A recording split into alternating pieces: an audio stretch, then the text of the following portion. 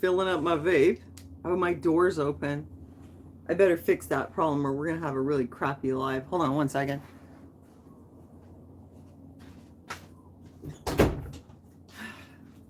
I got my cougar dress on. Let's wait and see who's there. Happy to see you, whoever you are. Hold on a second, just getting set up here. Oh my God, I don't even want to see myself. I look terrible. My hair is super greasy. I didn't even have a chance to take a shower this morning. You would not believe the chaos. This morning, Gunnar had an exam at school and the bus driver didn't show up to pick him up. Plus, I set my alarm, but it didn't ring, or it rang, but I woke up and turned it off and went back to sleep. So it's like I wake up and I'm like, oh my God, it's 8:30, which means I have to get out of here immediately. Or it was like 8:20 or something. I have to get out of here. I've got to drive him to school. I don't have time to take a shower. Oh my God, my hair is so greasy. So I do everything and then he won't go. So we missed another day. So much for that. And I went through my entire day with greasy hair for nothing because I could have taken a shower because he didn't go to school anyway. But I didn't want to talk about school and all our problems, although I don't mind if you want to hear me complain. I thought today we would talk a little bit about love and relationships. I mean, if we have a topic. Oh, hi, Tina. Good to see you. How's it going? Tina in the house. Yeah, I don't want to like start this discussion just by myself here. I wait until some people show up. But, you know, I actually have quite a bit to say about love and relationships, which I've never really talked about before. I don't know if you guys want to talk about that, but I thought we might. You slept all day? Man, lucky you, though. I wish I could have slept all day. Unless this was like a bad thing. I hope you're not sick. Good for you if you get to catch up on some sleep. I went through my day super sleep deprived, but I got some stuff done. Hi, Area 5150. Hi, Shanjak. Dating advice. Shanjak has some dating advice. Number one, make sure they are not an NPC. You mean like in GTA? Hi, love. Nice to see you. NPC. You know, I've heard this before. Oh, I've heard this before. People calling other people NPCs.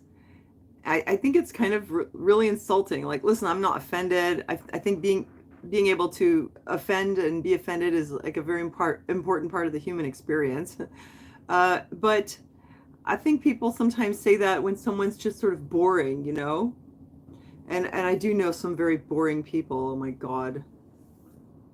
There's nothing worse than when you make friends with someone and then you realize they're super boring and you don't want to hang out with them. And how do you get out of that, you know? What's your definition of an NPC? Hi, the Jackie Bear. Nice to see you. Okay, so what's your definition of an NPC? What is it that you won't date an NPC? So we need to know, what is it that makes them an NPC? Hi, Luz and Amity Edits. Is that Luz, like Spanish? Hi. Nice to see you. Spiritless human. A spiritless human. I guess that's truly the definition.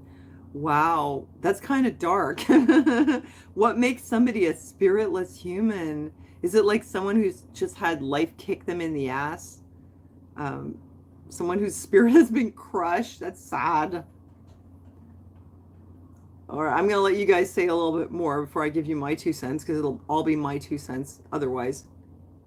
A girl from the Owl House. Lose a girl from the Owl House? Oh, I don't know the Owl House. I don't know what it is. I'm not that hip when it comes to popular culture. I still don't have a TV, you know. I was raised without cable, and you'd think that someone who was raised by hippie parents who fed them, you know, wheat germ and forced us to stay out in the country and play in nature and not have cable, you'd think that I would have like rebelled from that as an adult and I would have all the cable, but I never did get cable. And I remember back in the 90s when we didn't have internet and people would talk about shows that they'd been watching, and I was like, I don't know, man, I don't have cable. And they were like, how do you not have cable? And I just said, well, I don't really watch TV. And I did have a TV and I would watch whatever late night movies was on it, but that was about it. But I didn't have cable and I still don't have cable, so I really don't know. Oh, hey, Joel. Yeah, I remember, Joel, we used to have that little tiny TV. That was actually the TV that I had in Vermont. Didn't we have the little tiny black and white TV? We did have a TV in Vermont. It was this little tiny thing like that. And for me, I was like so excited that we were ever allowed to watch this thing, but it's like we almost never were. And I remember watching a movie on it when I was like 4 years old or something, and it was called The Russians Are Coming, and that sort of stuck with me. Like we never watched this thing. And then I later had that TV, and at the time we had analog instead of this digital, and you didn't really need cable. You would still get some reception. I look crazy on my thumbnail. Man, you would not believe how many times I retook that thumbnail. I wanted it to look better, but like I don't have any makeup on today, and I'm super tired because yeah, I went to sleep. Oh my God. Wait, now I'm going on tangent, but we got this really disturbing letter on our door. Like everyone in this apartment. Well, wait, let me finish with the cable. So I didn't watch cable at the time. We had these little TVs. We could get a few channels on it. And then it's like, it just became a habit. And then 90s, 2000s, 2010s, now the 2020s. So it's been like decades that I've never had cable. I don't think I'll ever have it. I used to occasionally enjoy it when I would go on vacation. We'd say, well, what are we going to do tonight? Oh, let's stay in and watch cable, because it was like a big deal for us. And we would watch like the crime shows and the survivor shows. And I have to say, like, the quality is, I guess it's sort of better than YouTube. I mean, if you're just browsing on YouTube, it's hard to find anything good. You do get some okay things on cable, but on the whole, it's just really not that interesting. I don't have Netflix, but I have Amazon Prime because I pay for it because I do order things, and I figure, well, I get free shipping plus I get that. But honestly, I never watch it. Last night, Gunnar and I watched a documentary about it was about the Nazis and their involvement with, well, they were very heavily into esoteric, occult stuff.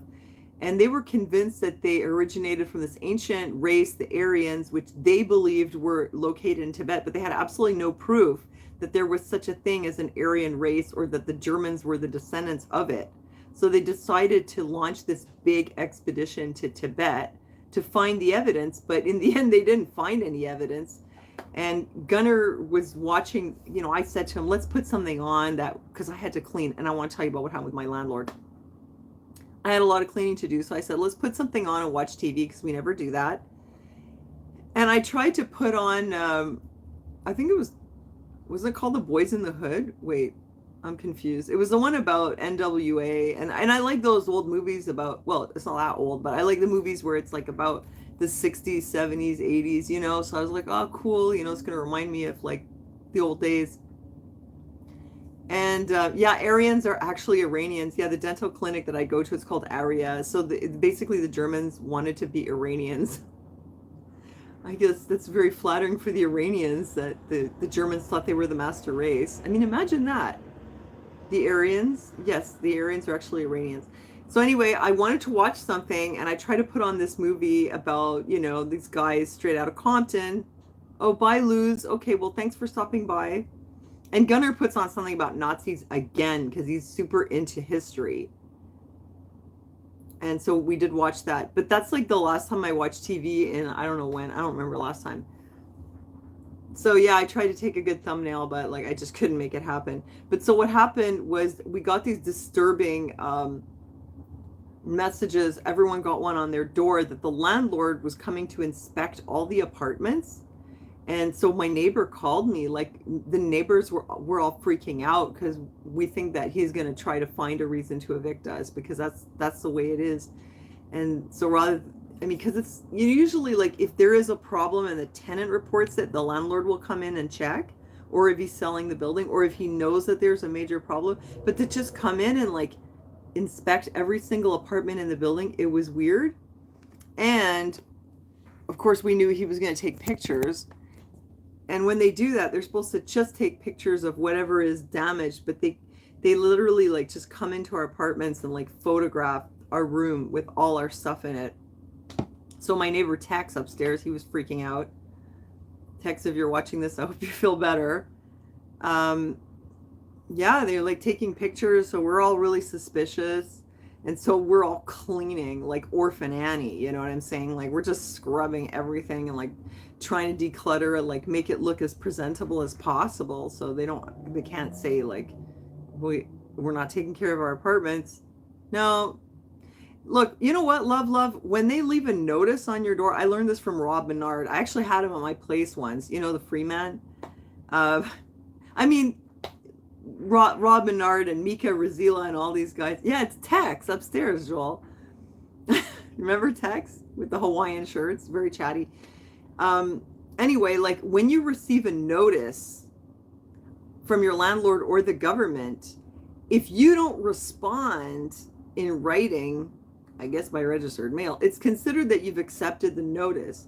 And I don't know if you can really just say no, but you counter offer. So the notice legally is considered an offer. And if you don't respond to it, it means you've agreed to it. And I saw the notice on my door and I knew that I could write back to them saying, I don't give you permission to come in unless you tell me what you're here for. And you only have permission to photograph those issues and not my whole apartment. I could have done that, but I didn't because I was like, whatever, you know, it's just not a battle I wanted to fight. But yes, like when the government sends you communications, you can actually respond. Like I think even during the pandemic, like if they sent anything out in letter notice, or even in like there's like a Quebec Gazette wherever all notices are published to the public, like they advise you of now we're going to do this. You can write back. You could respond and say, I don't accept these terms. Legally, you can do that. Like, let's say they told you, now you're going to have to wear a mask on the metro, for example, you could legally write back and say, I don't accept this. You're still going to have people stopping you, not letting you in, telling you, where's your mask? But theoretically, if Rob Menard is correct, and I think he probably is, when you get to court, they'll throw it out because you're going to say, I served them a legal notice that I wasn't going to comply. And you say what your terms were. Anyway, oh, hi GTO, you're the landlord. Good for you. Hi, Louise. You got 24 hours notice. They come with or without permission. Well, they can give you notice, and you do have to give them access. I mean, because it is their property. If you refuse, a judge can order you to give them access, but you can set your conditions like, well, I won't be there tomorrow and I don't want you coming in without me, or, you know, something like that. It depends what the reason is. But anyway, he left this and everyone was scrambling and freaking out. Why is the landlord coming?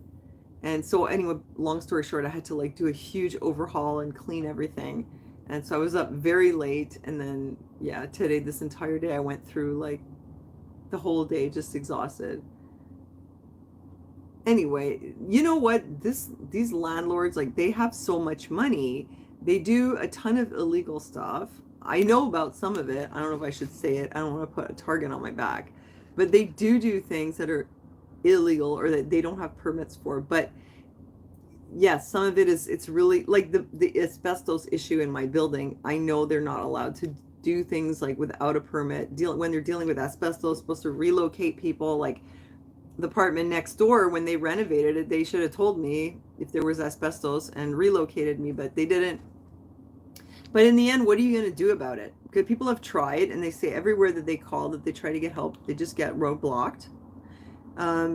Meanwhile, the landlord has like an infinite amount of funds because it's a corporation, a really big one, and you're not going to win. It's so crazy. They can literally like just flout the law, not get permits, do whatever they want. You have no recourse. You're screwed. But if you like do some little tiny thing, they'll take you to court right away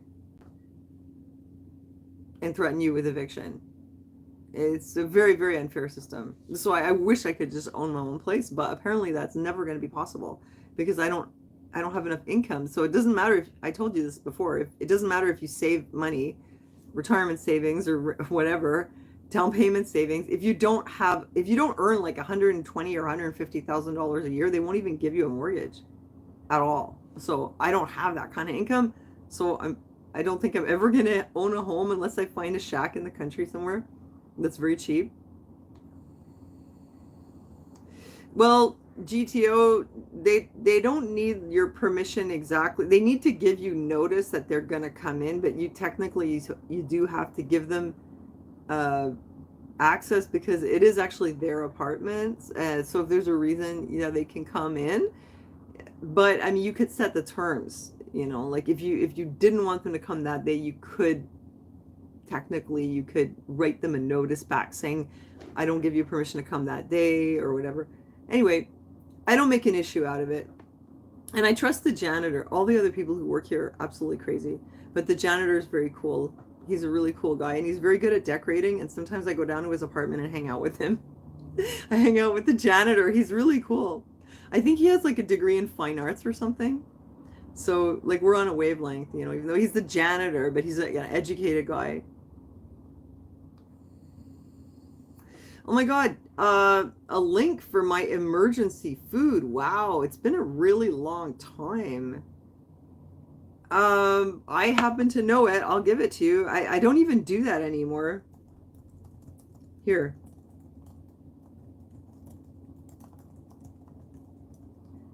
Let me see if I wrote it. It's preparewithtruthergirls.com. I don't know if it still works. I stopped promoting things here because YouTube makes me put a banner that says includes paid promotion when the truth is I have never once been paid to promote anything. I've never had a paid ad the entire time, and I still have to put that banner because it's like an affiliate link, so I get a commission if anybody buys anything through one of my links. I don't think that should count as a paid promotion because there's like 25 products that I could promote any day of the week if I wanted to. And I would only promote the good ones. And I used to tell you about the protein powder, the collagen powder, and the keto powder, which was actually quite good. And this is a good deal too. And there was also the C60. But I just felt like, I don't know. Okay, look, I'll be really honest with you. I felt like it makes me look like, I don't know. I have a hard time. Like, I'm an artist, you guys. Remember, I'm not I'd like to be a business person, but I'm more of an artist than anything. And even though I believe in the products that I would recommend to you, I felt like it makes me look like I'm just like pushing stuff on you. I don't know. So I stopped because really not a lot of people were buying it anyway. And I just felt like, yeah, with that banner there, it just makes it look like, oh, she's just here selling stuff, So I stopped. And so I just sell stuff on Poshmark now. 2-year backup with Tenant Act. You do not have to move out. What's this? They want to put a warning label on each individual cigarette. How are they going to do that? I bet you anything that warning label is going to be like adding carcinogens. The warning label on the cigarette is going to make it like twice as carcinogenic. It's so crazy. Like, so you're smoking and you're reading like this thing. It's going to be in French here in Quebec. What are they going to say on this? Tu vas crever, mon asti. Put a little thing like that on there, Tu vas crever, mon vieux pote. Hi, Bella. Starting in August. Well, I haven't smoked in a long time, but I can't imagine what that warning... What's going to be on it? I can't imagine what it would look like. How's it going, Bella? Bella, Joel says they're going to put a warning on every cigarette, like a printed warning. Can you imagine how weird that would look? You're smoking and you've got like writing on your cigarette. Like, seriously, what is that going to do? You know what? I have a beef with the Quebec government over the vaping, okay? I was a smoker since the age of like, I don't know, how old was I when I started? I smoked a bit when I was younger, and then I quit. I started again when I was like maybe 23, 24, maybe 24, 25, maybe 25, okay? And I had one cigarette one time. I was working in a club and this guy kept offering me a cigarette and I kept telling him I don't smoke, but he was relentless. And I was at his table for a really long time. We were talking and he was giving me tips, So I was being very friendly and I was hanging out because he just kept giving me money. And I mean, that's how I was making a living, right? So that's, in case you're wondering, why didn't I just leave? It's because he was giving me lots and lots and lots of money. And I like lots of money, if you know what I mean. Anyway, so I'm hanging out at his table and he keeps offering me a cigarette. And this was like in the 90s, you know, when you could smoke in the club. And finally I was like, okay, fine. I took one cigarette. Oh, hey, thank you so much, Thomas. Thank you for the super chat. Thank you. Oh, I really appreciate it. Thank you. Thank you so much. God bless you. So, yes, I got paid to smoke. Well, I got paid to hang out and chat. Can you believe somebody would pay to hang out with me? But anyway, I mean, pay to chat with me. So he kept me at the table for a very long time, and we're talking, and he just keeps handing me money. Anyway, so, yes, and he keeps trying to ply me with a cigarette. And finally, I was like, okay, I'll have one. I had one cigarette. And I was like, I walked away, right? And I was like, well, that wasn't so bad. It's not like I went out and bought a pack and like started smoking again. Yeah, thanks. Hi, Dawn in Newfoundland. So, anyway, so here's what happened. I bought myself a pack of Demorier Ultra Lights. Oh, Thomas, I loved England. You guys are my people. Over here, I'm a weirdo. People don't get my sense of humor. When I was in England, I was like, these are my people. I'm not even British, but I feel like you guys are my people. I want to come back. I'll get verklempt thinking about England. It was wonderful. Thanks for having me.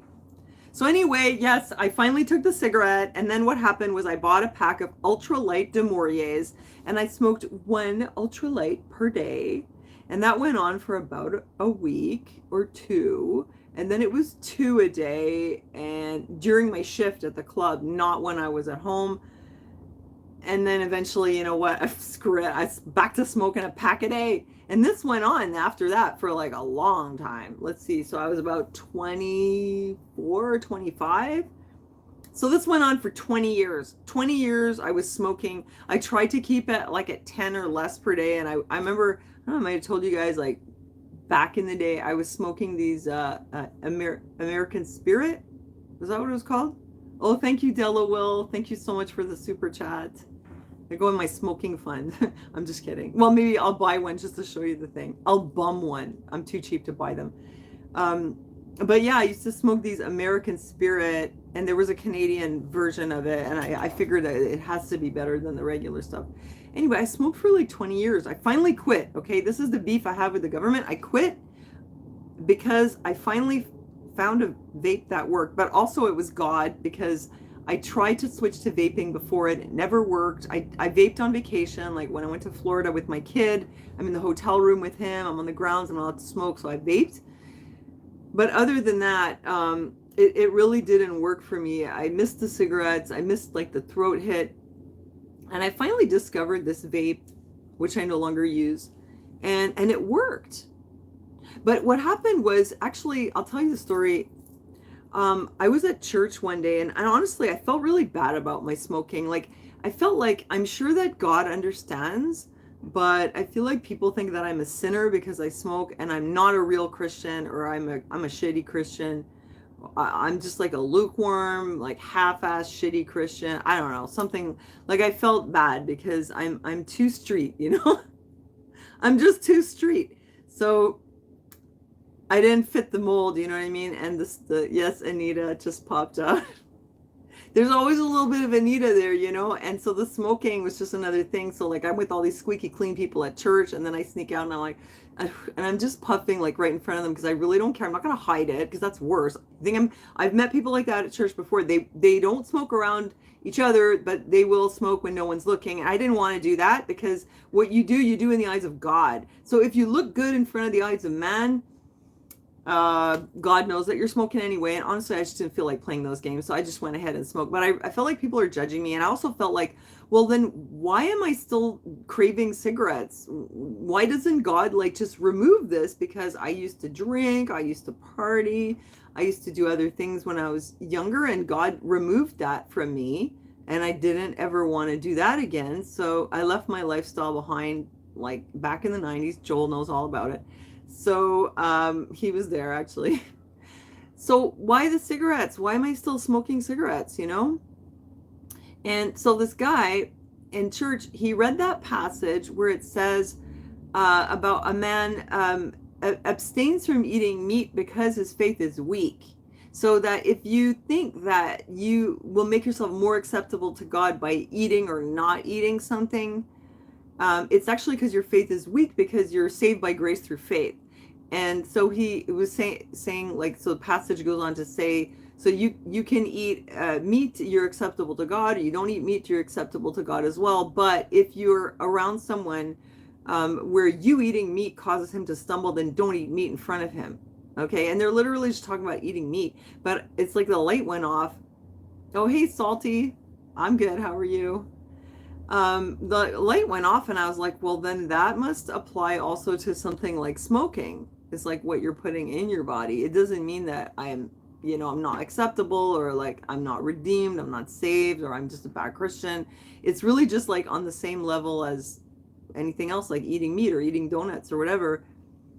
And I just kind of realized that I was okay for God, that God accepted me the way I was, and I should stop feeling bad about the fact that I smoke. And it was really important because I woke up the next morning and I didn't feel like smoking anymore. And I was like, oh my God, is this really happening? Have I been delivered? Because I wanted so badly to not be a smoker anymore, and it just didn't happen. And I judged myself, and I remembered when I was a new Christian, and this was around 1991, and I was at church, and of course I had quit smoking at the time. And there was a girl in our church who smoked, and I remember saying to someone else, what's up with Christians who smoke? Do they not love God or something? I actually said that. Those words came out of my mouth, and you know what? I think that God taught me a very long lesson because of it. I actually questioned whether someone is really saved because they smoke cigarettes, or maybe they don't really love God. That was me. I was the judging one. And I mean, look, I was like 22 years old, so what did I know, right? Wait, no. 20? I mean, I don't know. I was very young. Maybe it was 92, but I was like 21 years old. And I was judging this girl. And then what happened? One day, well, first of all, I went back to working in the club, so there I shouldn't have judged other people because, things happen, right? So I went back to working in the clubs because, that's what I was comfortable doing. And then I ended up going back to smoking because of that night. And then I smoked for 20 years. And I thought many times about how I judged that girl. And I was like, yeah, sorry about that. Now it's me who smokes. But anyway, like, it was removed from me. And I realized that it really doesn't matter if you smoke. Really, the creator of the universe is not looking down and being like, you're smoking a cigarette. That makes you a bad person, or nothing like that. And yes, the body's the temple of the Holy Spirit. Everybody always says that. But you know what? None of us succeeds 100%. There's always something. If you start taking that attitude of going around telling everybody the body's a temple of the Holy Spirit, you're going to rip that donut out of her hand, and you're going to put his cigarette out, and you're going to, because she doesn't exercise enough, or, because she took the escalator instead of stairs, you can start pretty much criticizing everybody. There are very few people who do everything 100% right. But anyway, that's how I quit smoking. And then I managed to vape, but I feel like okay about it. There's a very low amount of nicotine in here, and I feel like it's a happy medium. I'm totally happy with it. I'm not fighting it, that's for sure. And so the vape really did help me stay away from smoking. I don't know what would happen if there was no vapes. I think I would chew nicotine gum, because I think without some nicotine I have like a horrible case of ADD where I can't function, because I quit for 2 weeks, and then I started vaping because I could not get myself ready, get out the door, nothing. But anyway, I'm very grateful that we do have the vapes, and our government here in Quebec is now on a crusade against vapes. And yeah, we're going to talk about the dating and all that too. But they're on this crusade, and first of all, they raised the price. They just did a whole bunch of things, and now they're eliminating all the flavors. I think we're the only place in the world where they decided the only flavor we're allowed to have is tobacco and no flavor. And they say it's to protect the kids, but I don't think that's going to work, because you can buy flavors and mix your own stuff with stuff you buy online, which in my opinion is more dangerous. And second, the vapes are illegal for people under 18 anyway. Most of the people that are using them should be of legal age. If the ones who are using them are under 18, well, I think that they're the same ones that would have gotten their hands on cigarettes. I mean, I really don't think that removing the flavors is going to make it less appealing. It'll just make it suck for the rest of us. And you know what I really think is going to push people back towards cigarettes? And I honestly talk about conspiracies. I think that our government here is so in cahoots with big tobacco and all this crap that I think all this nonsense about getting rid of all the flavors and all that, it's not about protecting kids or anyone. It's just about taking customers away from the vaping industry. Because you know what's going to happen? Like these little stores that we have here, they have like a huge array of different kinds of vapes, vape juice, disposables, and they're all different brands, they're different flavors, they're different, textures, and they go with different pods. Now imagine if there's no more flavor. Those stores, I think that what it is, it's really a hit at the vape shops to just make them go right out of business so that it sends more customers back to big tobacco. I honestly believe that. We are living in an absolute mafia state here in Quebec. All you need to do is look at the roads, which are destroyed all the time. Just turn on a light. Our roads are in horrible shape all the time because of the construction mafia. Like, our government is so in bed with the mafia. They give them all the contracts and they get kickbacks. And I'm pretty sure it's the same thing with tobacco. So I'm pissed off. They spend an insane amount of money on all kinds of dumb crap. It doesn't help anybody.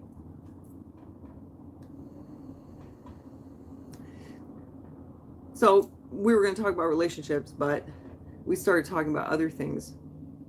But yeah, they're going to just make them go completely out of business. I mean, the only option we're going to have is to literally drive over the border to Ontario, buy all our vape juice, and come back here. How is this going to help anybody? They're all going to get it on the black market. How stupid can our government be? Haven't they learned anything from the war on drugs? What happened? They banned pot, and it created a huge black market. What was that movie where they talked about? I saw this really great movie once where, what was it? It was this movie about how the mafia got involved with the drug trade, and it was because of prohibition on alcohol. What happened before, where they were like little organized crime groups, but they were separated. And then because of prohibition, they syndicated, like they created networks so they could get the alcohol from one place to the other. And then they were like, well, this works well with alcohol. Why don't we do this with, heroin? So then that was the origin of it. None of this stuff ever helps. Oh, I bet the tobacco heirs are obnoxious. I can only imagine how filthy rich they are.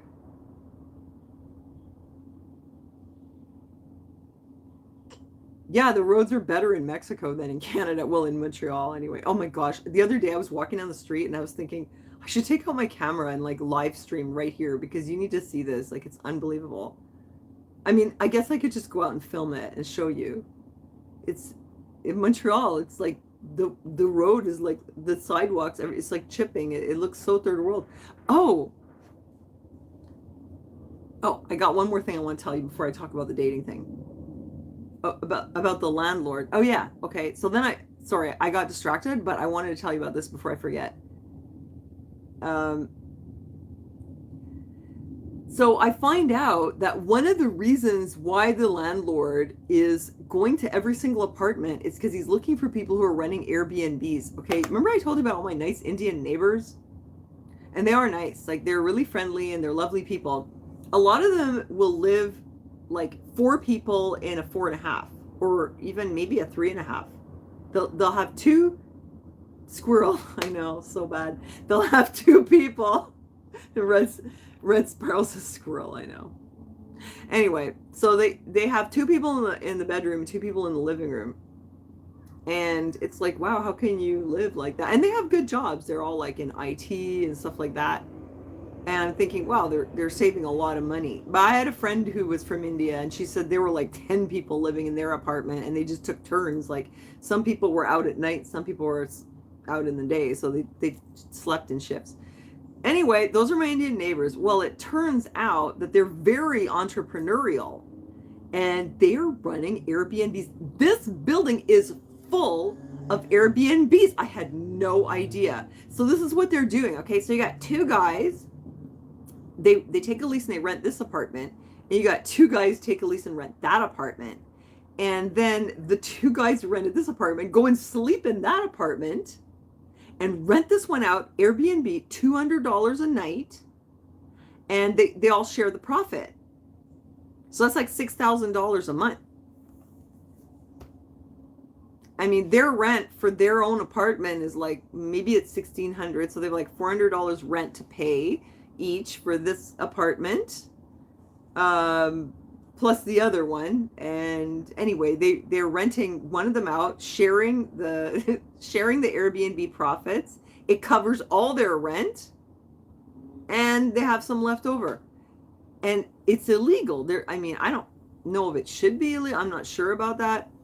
But I mean, if people, so the reason they made it illegal is because entrepreneurs would like rent 50 apartments and then rent them all out Airbnb, and we have a housing shortage, so that's the problem. But so these are guys who actually live there, but then they'll like go and sleep in their other friend's apartment, at least during the summer. Hi JP. Hi Candy. And yeah, they're all renting them out. And there's so many of them here. I mean, because they have to sleep somewhere. I think that, I mean, that's what I was told by the janitor, that it's the people who are actually living here. It's the Indian kids that they're just like going to sleep at their neighbor's place and they're renting one out. It's not these like rich entrepreneurs like taking up multiple units and renting them out. But it's so full of Airbnbs in here. I swear, just while I was talking to the janitor yesterday, 3 people came in with luggage. Like my apartment building has turned into a hotel. So many of them. And maybe some of them, I don't know, like I'm trying to understand, like, where are they living? I mean, yes, they're living with their room, they move in their roommate's apartment or something, but somehow they figured out that they could do that to make all this money. But there's so many Airbnb people in here, like tons and tons of tourists, and my landlord is super pissed. And I was like, well, it serves you right, because you jacked up the rent so high that, you know, it becomes like unaffordable. So they found a clever way to be able to afford their apartment, which was to rent it out, you know, for several months of the year as Airbnb, because tenants like me, like who actually just live here, I wouldn't be able to rent this out. But he's trying to kick us out. Like, he's trying to kick out all the old tenants, renovate it, rent it for twice as much to these like foreigners who are coming here on a work or student visa. But it's turning out what they're doing is they're renting it, and then they're going to sleep in the neighbor's place and renting it out as Airbnb. So he doesn't like it. And I thought it was hilarious. It is smart, isn't it? Love. It's like a really genius plan, but it's illegal, and he's trying to stop it. So that was part of why he was coming into everyone's apartment to figure out like who's actually doing this. And I was just blown away that, like, first of all, the nerve, like they have a lot of guts, the tenants, to do this. Because me, I couldn't do it, because if I got caught, I'd get kicked out, and then I'd have a serious problem. But they have, like, you know, they're free. Like, they're young, they don't have kids, they get kicked out, they go somewhere else. The landlord said, like, they're all doing it, and if he kicks them out, someone else will come in and they'll do it too. They're literally all doing it. Yeah, so my landlord is like, he's so pissed. Yeah. And I was kind of like, haha, it serves you right. What are you going to do now? Kick out all your tenants? Kick them all out? Oh, 640 a month. Yeah, that's a really low rent, Candy. Lucky for you. I pay like 1,100 for my apartment plus 175 for the garage, which is very good for Montreal downtown. 3 bedroom, 1,800. That's a big apartment. Oh my God, the bed bugs. Oh my God. I just thought of that. Oh my God. You know, and apparently they don't really have bed bugs in India. And when they get bed bugs here, they're like totally freaking out. One time I went out in the stairwell and I see one of my Indian neighbors. He's sitting on the stairs and he has this like, little mini suitcase next to him. And it's got all his clothes in it with his like tidy whities hanging out. And I'm like, what are you doing here? And he goes, I am having some bed bugs. And I was like, well, if you're having bed bugs, then you can't just like sit in the stairs with your luggage. You have to call the landlord. He's like, I'm having some bed bugs. And he doesn't know what to do about it. He was so upset. And I was like, yeah, this happens all the time. Just call them. They'll come and spray. And he's like, really? This will solve the problem. He was so upset. Hi, Michelle. I had another guy who came over once. He was like Iranian, I think. I don't think they have bed bugs over there either. And he was freaking out too. He was covered in spots. And he came to me like I'm his auntie. He came to my door at 6 a.m. and pulled off his shirt. And he's like, starts showing me, but I don't know what is this? What is this? I have what's this problem? What is it? He starts showing me everything. He was almost crying. I was like, relax. You got the bed bugs. I have a good way to keep them away. Yeah, diatomaceous earth, but the way you use it, you have to like take a small amount, put it on the floor, and use a broom to create a thin coating. You don't want to put clumps, and it's just good for like this flat surfaces. And then I got this stuff is the bomb. It's called, I think it's called Bedbug Be Gone or something. Comes in a spray can. It's hydrated silica. This is what they use like in the States and stuff.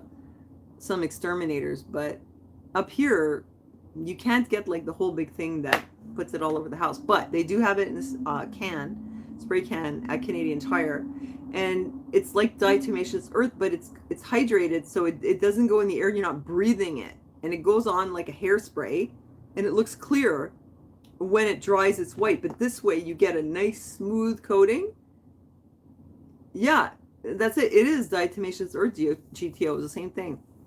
You take your mattress off, and you clean it, whatever, and then you do that to the frame, and then you put the powder around your bed, but just a very smooth coating, and it works like a charm, man. I live in this building, and I have not had to have the exterminator in like, I don't know, like I think 10 years, because the last time it was so traumatizing. They made me empty everything, and it was totally pointless. So I haven't even had to have them here. Joel says it's getting political. Anyway, I did want to talk about relationships. I mean, I picked a topic. Maybe you don't like it, and I'll stop talking about it.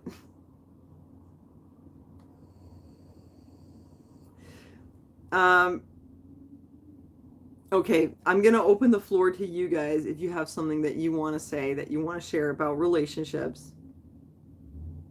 No, it's silica. Don't breathe it. Absolutely. That's absolutely true.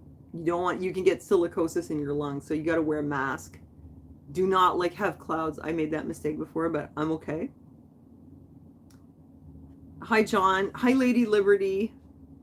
Steam them. Yes, that's what they do in the States too. See, I want to talk about relationships, and we're talking about bed bugs. Like, what happened, People are going to click on it, and they're going to be like, false advertising. This happens every time. I'm sorry. It's the ADD. They say I don't have it, but I don't know. Yeah. That's what they do in the States. They would put these like giant tents over the house, and then they just heat the whole thing up. Super, super hot, and everything, all the bed bugs are gone. Okay, Red Spiral, kicking it off with the relationship talk. I had a ton of serial relationships with many desirable men. Well, good for you. No problem there. Well, I mean, the fact that they're serial, though, I don't know, did something happen? You took a big break for self-exploration. Well, I had serial relationships with losers. I mean, I wouldn't say that they weren't all losers, but like it didn't work out, let's just say. You wanted to figure, well, what mistakes? You were with all these desirable men. What's the problem? Oh no. Oh, Candy, I'm so sorry. Oh, that's awful. Candy lost her partners. They died. I'm so sorry. That's hard. I can't imagine. Like, I've thought of that before. Oh, you just got bored with them, Red Spiral. Well, there's such a thing as like the novelty. Like some people, they get hooked on like falling in love because when they first meet the person, it's very exciting and it's a lot of endorphins. But then once you really get to know them and they just become a normal, real person, then it gets boring. So to me, like a relationship, it's not about the romance and the like excitement. It has to be about like it's more like a partnership where you just make things work and you just work together, you know? But yeah, Candy, I've thought about that before. Like what would happen like if Aaron, you know, if I lost Aaron, and I can't imagine. Like it would be just so sad. It makes me think like I should spend more time with him, you know, like but who knows? Like it might be me who goes first, who knows? But yeah.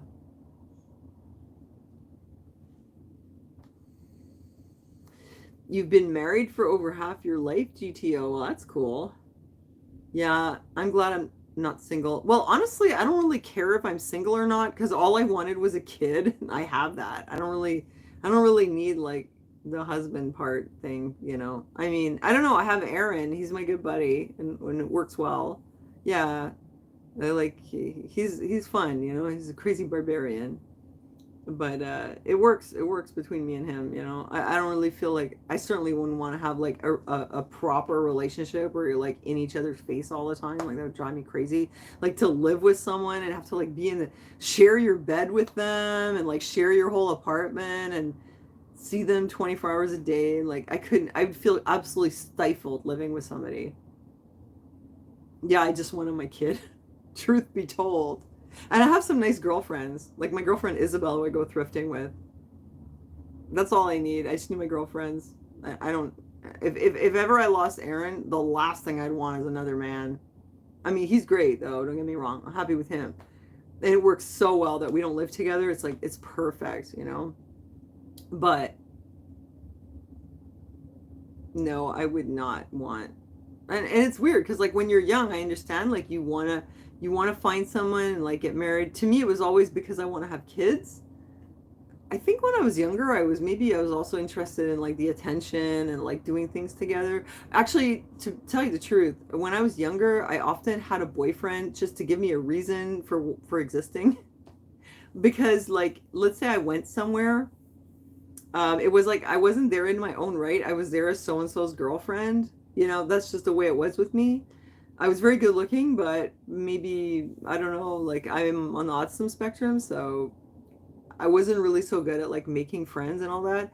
But I was really good looking, so I always had a boyfriend, and so they would bring me to places because I wanted to go to shows, I wanted to go to raves, and I didn't want to go alone. So I had to be somebody's girlfriend.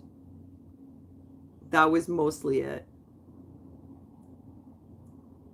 Your son has gypsy ancestry from Alberta. Oh, you have a daughter and granddaughters, Candy. That's nice.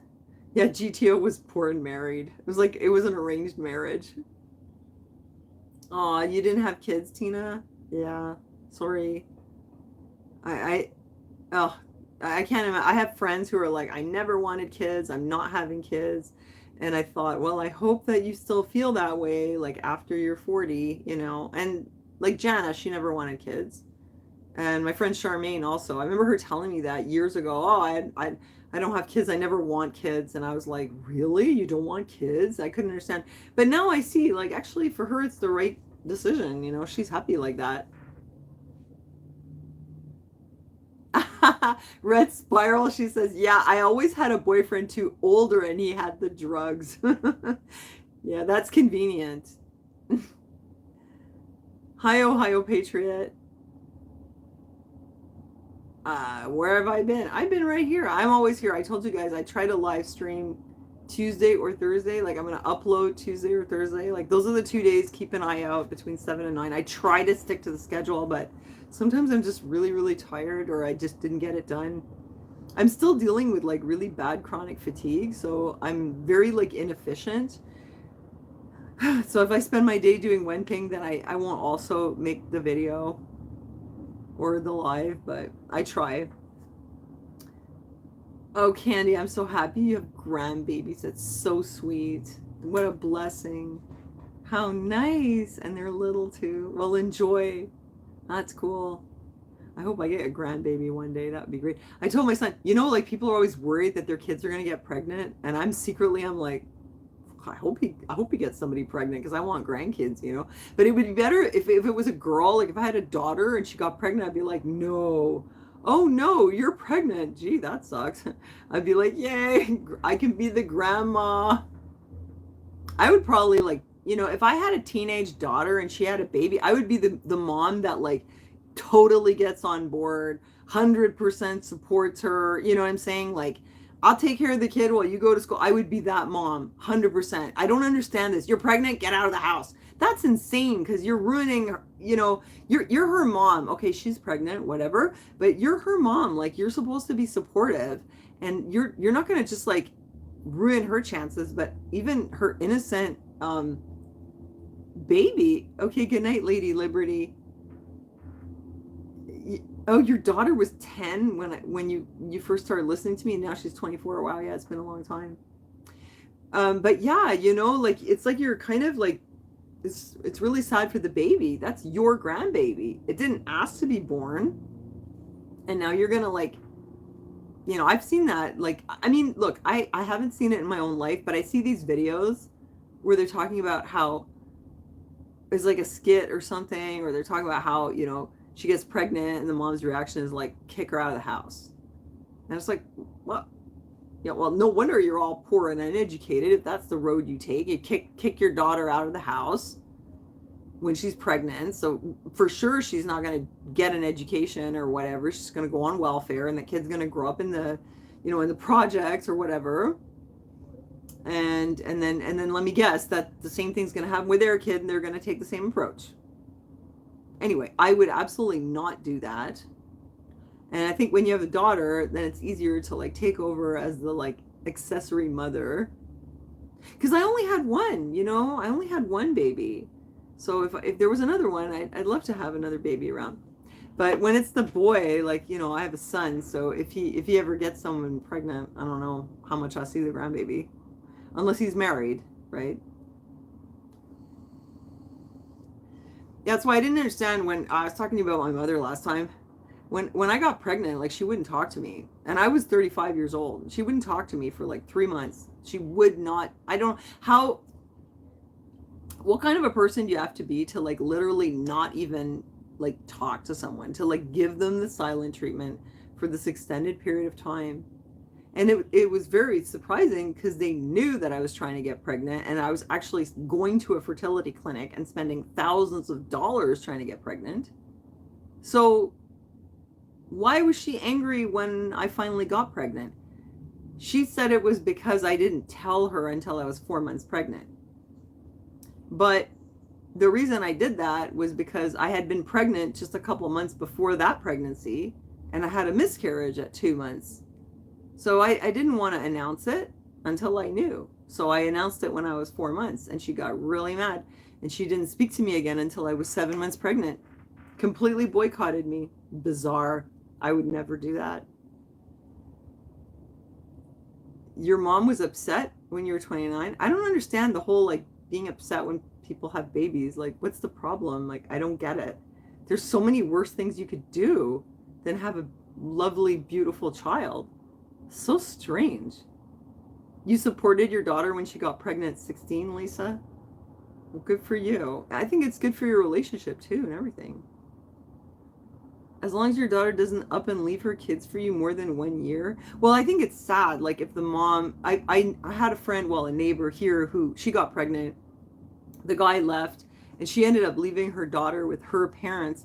It was cool that the parents were supportive, but she said the reason she did this was because she was a single mom and she had to work, so she opened a nail salon and she was working so hard. But I think that probably, like, that does a lot of damage to the kid, because you're ruining their, like, attachment development if you disappear. That's really not good.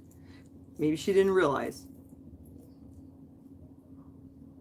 Oh, the power just cut out where you are. Oh no, Red. Yeah, that's cool, Lisa. I bet you have a good relationship with your daughter and your grandchild because you did that. I mean, when I said talk about relationships, I think what's on my mind is I better choose my words carefully here. I don't know, like sometimes you just see people like getting into a relationship where it's not really going where they want. Like they're just not being honest with themselves. It's not going to give them the life that they want. It's not going where they want. And yet they won't let the person go. Like sometimes it's really hard, especially if you move in with someone and you're in each other's space. It's very hard then to get out sometimes. I don't know if you guys feel this way, but I've had this experience where, you know, you're with someone, you do care about them very much, you do love them, but there's some very, very serious problems in the relationship, and it's basically doomed. It's just a matter of time. And yet you just don't want to face it, you know? And you're just dragging it out. I went through a time for years. Wait, I had a boyfriend in around 1991. He was a complete idiot. That wasn't for very long. That was just so I had someone to go out with. Then I had Chris, who I loved very much. That was my half Indian boyfriend. He was very special. He was really cool, you know. But it was a doomed relationship. He was very jealous. And he didn't like when I wore short skirts and all this kind of stuff. He was so jealous all the time. So it wasn't going to work because I'm a free spirit. I cannot deal with being micromanaged like that by a man. And then I went through like many, many years in between, like 1994 or 5 all the way until like 99, where I was single. I just figured it was pointless to get involved with anyone. You know, I was just at a point where I was like, what for? You know, because I was doing other things, let's just say, that were taking up a lot of my time. I was busy, you know. I was busy, if you know what I mean. Yeah. So I figured I didn't have room for a boyfriend. But I've had some relationships where like I sort of, you know, even with Chris, like I stuck around. We tried to make it work for like almost 2 years, but you know, there's a time where you know, like if you're really honest with yourself, you're like, no, something's not right. But why is it so hard to just accept that and act on it? Why do we stay when it's not working? You know, it doesn't help you and it doesn't help your partner, but we do it a lot. And when you're young, like if you're in your 20s, I mean, you all are probably my age. Like we've talked about this before. We're all in our 50s here, roughly, like 40s to 70, you know? But you know, when you're in your 20s and you get in a relationship and you know it's not going anywhere, but you're kind of hoping maybe things will get better and it'll change, and you stick around, and before you know it, like 2 years have gone by, and you know what you just did? You just wasted 2 years where you could have found the right person because you stuck with somebody who was absolutely wrong for you. And when I see young women doing that now, I'm like, oh, so stupid, you know? But I know, like, when you're young, and the dumbest thing is when you're young, you're at probably the prettiest you're ever going to be in your life. And yet you're like the most insecure, you know? And you're like, well, I don't want to break up with him because I don't want to be single. And it's like, you're going to break up anyway. And then it's just going to be worse. Just get it over with. You're not going to be single. It's so sad, isn't it, GTO? I watch my young friends like lose time with like one doomed relationship after the other. They're doomed. The man is not treating you right. If he's not treating you well, it's not going to change. I would know. And yet we stick around. Oh, maybe if I do better, maybe if I can, I can make him happier. Maybe he'll change. And it could be whatever. It could be he's not nice to you, or it could be he doesn't work. Like maybe he's lazy, or he blows all his money at the casino or whatever. And sometimes like you really love someone, but they have some kind of really serious problem. Like you ever been in love with somebody who had like, I don't know, like a gambling problem or some other kind of really serious problem? And it just never gets better, and you just keep hanging around, and you just know like you can't build a life with this person, but you just, I don't know, hoping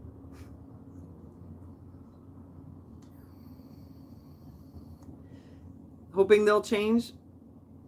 And I think if you have kids with them, it's even harder, because then like for you to leave, you have to like break up the whole family, and then you're kind of stuck.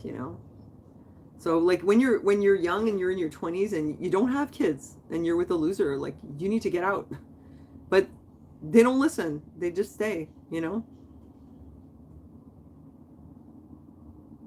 Candy says, what, my dad was a smoker, an alcoholic, and a gambler. My parents were married for 32.5 years.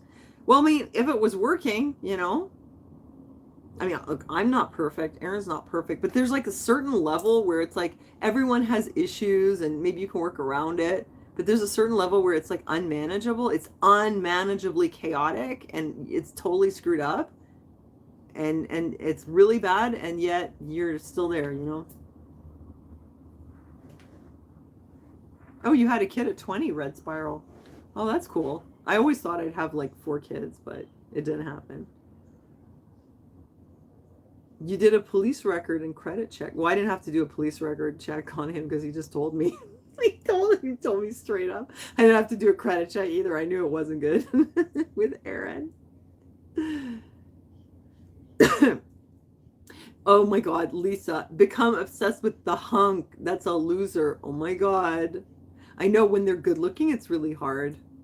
When I was young, like I had this weakness for good looking losers, seriously. And some of the guys that I went with, like now I wouldn't even like give them the time of day. Oh my God. And I got my heart so broken a few times. Oh no. Oh my God, Cece, I'm so sorry.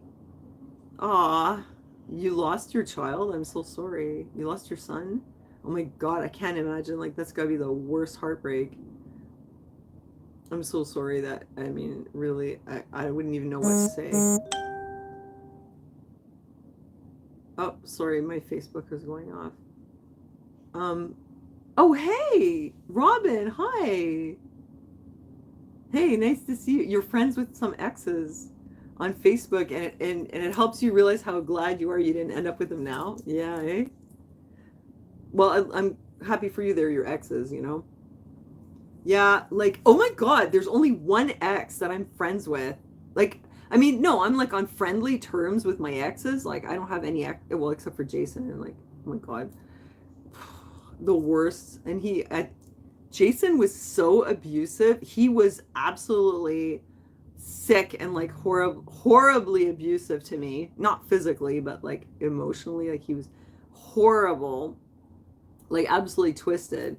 And I came home one day and he had disappeared and taken most of the furniture and left me a mattress. And I managed to talk to him on the phone somehow. And he was like, I said, you left me the mattress on the floor. And he goes, yeah, I couldn't stand the thought of you sleeping on the floor. And I was like, wow, that was nice of you, And then I lost touch with him for a while. And then the next time I heard from him, he was working for the government. I don't know what he's doing now. Probably a janitor. He's like, yeah, I'm working for the government. I live in Ottawa now. Like, you look at me, It probably turns out he does maybe he like volunteered for medical experiments for the government. He was such a loser. This guy was deranged. He was probably the worst. Well, other than the one from when I was really young. But one of them that I'm still friends with, although we don't talk very often, is Farmer Fred. You guys may remember I did do some videos with Farmer Fred, like way back in the day. He's a really nice guy, French guy. But I think that the main reason, I'll be honest, the reason that, hi Tracy, no, Town Vintage, I mean, Robin, no, this was years ago for Harper. Oh my God. Jason went to work for Harper. maybe it was even before that. I don't know. But anyway, it was so weird. This guy was completely deranged. An absolute bully. Anyway, yes, Farmer Fred, he's just one of the sweetest guys. It wouldn't have been a good like marriage or anything because we're just very different people, you know. But I think that, truth be told, I only really had this big crush on him because he was so cute. Fred was an absolute doll. Well, first of all, he was skinny back in high school, and he had this big fat lips and this super curly hair, like these big spirals, like a big mop of spirals. So cute. French guy, though. Not black, in case you're wondering, with the spirals. But he was really good looking, you know? And I just had the hugest crush on him. And he gave me some attention one day, like at the end of grade 10. I don't really know what happened. We hung out a little bit, you know? But it's like, you know, when you're young and you're like, you have such a crush that you're like so nervous you can almost like not talk. You're like, oh my God, he's there. Is he looking at me? Like, you know, try to act natural, but you're like almost shaking. You're so nervous. All butterflies. So I'm sitting there in the hall and Fred's there. And I was like, oh my God, it's Fred. And then Fred starts talking to me. And then he smoked me on a joint. I smoked pot with Fred for like an entire week just so I could hang out with him. And then we had to go our separate ways for the summer. I went to Vermont with my parents, and I was stuck in the house in Vermont. I've told you guys about this house. And I'm sitting there listening to Led Zeppelin. I'm 14 years old. Oh, maybe I was 15. I'm listening to Led Zeppelin every day, and I'm writing his name in beautiful cursive. Frédéric Giguère. Frédéric Giguère. I'm writing his name. Farmer Fred. I was so crazy about him. So then school starts up again. And I come to school and like there's these little steps going up to this outdoor courtyard. And Fred is there with a bunch of his cool friends, you know? And I just see him and I just start running at him like, Fred! And I run right up to him and kiss him because I think that we're in love. Because I'm like so far gone in my fantasy that I think Fred feels the same way about me as I feel about him, you know? So I like run right up to him and I kiss him on the lips. And he told me later he didn't even know who I was. But he's like, man, she's pretty and she got the big taton. So I'm like, okay, it's my lucky day today. You know, he didn't even know who I was. He didn't care either, though. He never let on. Okay, Candy. He never let on. He wasn't like, excuse me, like, have we met, you know? He never let on. He just went along with it. And so then he was my boyfriend for a few months, you know? Yeah. Because in my mind, like, you know, when you're a teenage girl, like you have like a rich fantasy life, let's just say. And so like all this stuff is playing out in my head all summer. I'm listening to Led Zeppelin. I'm writing his name. I'm thinking about, you know, how much he loves me and how much I love him. We're going to be together once our parents like stop keeping us apart. Yeah, I loved Fred so much. I was so crazy about him. But it's just because he had beautiful hair and beautiful fat lips. He was so cute. Well, you know, Fred turned into a regular person. He turned into a regular middle-aged person, but he's still a good-looking guy, and he has a farm. And I did go see him, like, actually not that long ago, like last winter or something, or yeah, I think it was like last winter or the winter before. I went with Gunnar. We went up to his house. He has all these cute little furry cows. You know, these like hairy little woolly bullies. Did I ever watch Almost Famous? Yeah, I did. Yeah. So Fred was a sweet guy, and I'm still in touch with him. He has like 3 kids now. But I mean, they're growing up too. They're a little younger than Gunnar, the 2 younger ones. And so that's what happened. He turned into a farmer. The hottest guy in high school didn't age well. Oh my God, that totally happens sometimes. You used to do the fantasy thing too, Lisa. Did you like listen to the records and just like moon about the guy? Oh my God, teenage girls are so crazy. Oh yeah, it was filmed in your hood. That was a really good movie, man. I would watch it again. I haven't seen it in a long time. Speaking of me not watching TV, I should watch Almost Famous. It was a great movie. Um, there was another guy. He's not gonna watch this video. I mean, Fred could, but I don't think Fred bothers to watch my videos. But he used to sometimes. There was another guy. Oh my god, if he watches this though, he's gonna be so insulted. But there's no way he's gonna see it because it's like buried in the middle of this like super long rambly live, and there's no way he's gonna know. There was another guy in high school called Dave, and Dave was so handsome. And if I wasn't with Fred, I would have totally had a crush on Dave. But Dave was dating this girl called Genevieve, a French girl who, get this, didn't use toilet paper. I'm not kidding you. I didn't know that this was a thing, but apparently some women don't use toilet paper. That's just a little detail about Genevieve. We all thought she was super gross, and Dave was dating her. So none of us got to have Dave. But you know what happened to Dave? He turned into a total loser, and he became an alcoholic. And he's like completely like, he's still kind of good looking last time I saw him, but a really big loser. I swear, you know, like he's like a male version of Anita. I actually wanted to do a video with him and have her be Anita's brother Major, because Sunday she says she has a brother Major Hit. That's Dave. Dave is Major Hit. Absolutely. So there's that. And Genevieve broke up with him. So now he's like single. You were totally boy crazy. No, she didn't use a bidet. That's the weirdest thing. I don't know what she did. Yeah, that would have made sense, Robin, right? Like, who needs toilet paper if you're using a bidet? That makes all the sense in the world. But she didn't explain. Maybe that was the secret. Maybe she just used water. Did she use something else? I don't know. Water and a washcloth, or like explain, but she didn't. She just made it sound like, well, if boys don't have to use it, why should we? And I was like, why? Because it's sanitary, you know? I don't know, man. I don't know. Like, there's no shortage of toilet paper. You can use it. I wonder if she continued with this habit. Anyway. It stuck with me, as you see. I was a bit shocked. Oh my god, there was this other guy.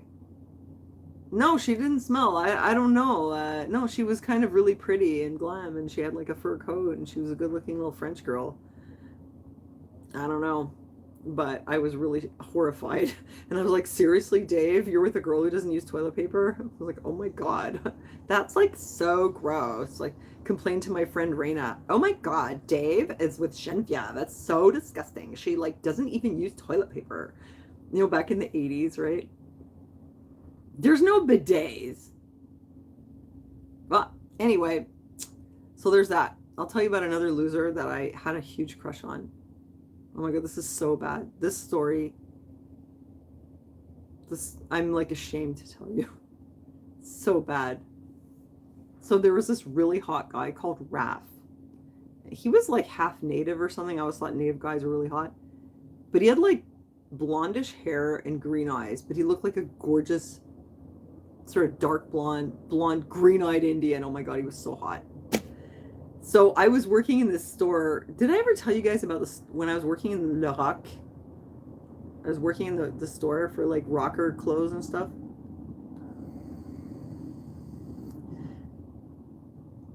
I'm waiting to see if well, anyway, there's like a lag, so, you know, I don't get the answer right away. But anyway, when I came back to Montreal from that crazy place that I was living in the States, that institution, I had $2.35 to my name, and I met these Haitian guys on the bus who let me stay with them. And one of them, Jean Milou, he like drove me around to help me look for a job. He was really great guys.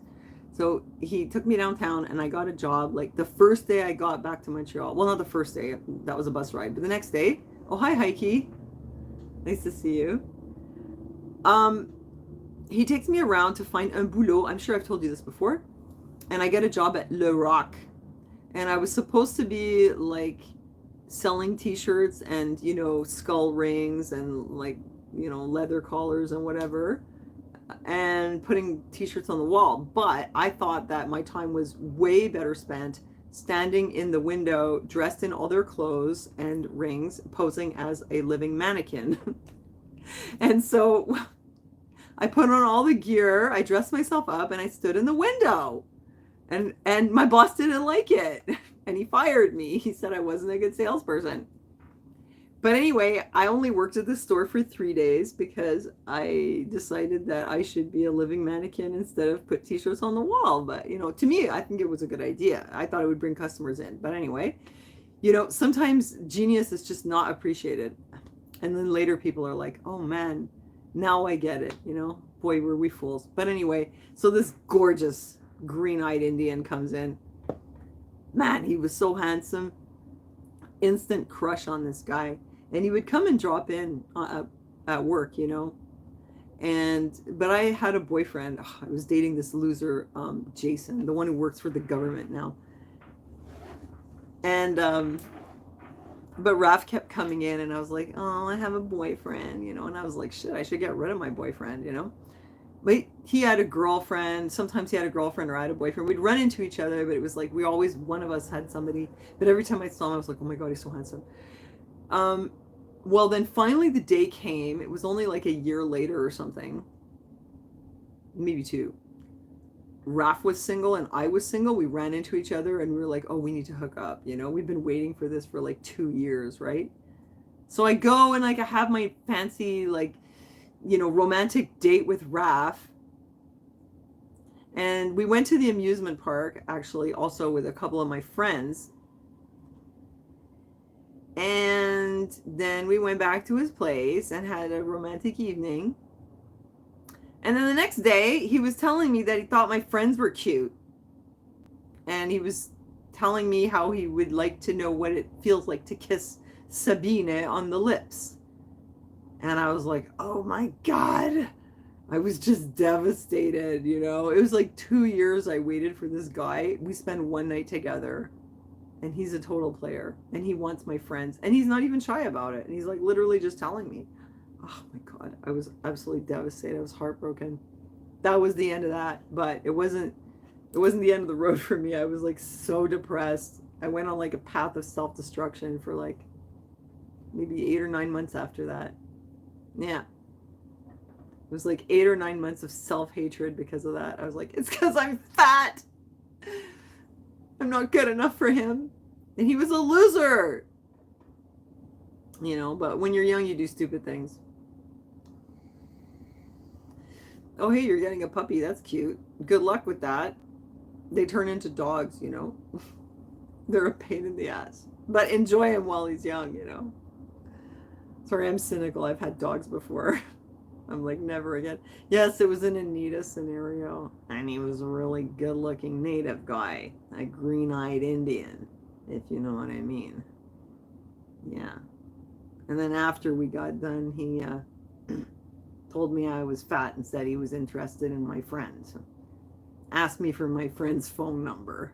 No, but really, he didn't even try to hide it. Did that happen to you, Red Spiral? Like, what the fuck? What is up with that?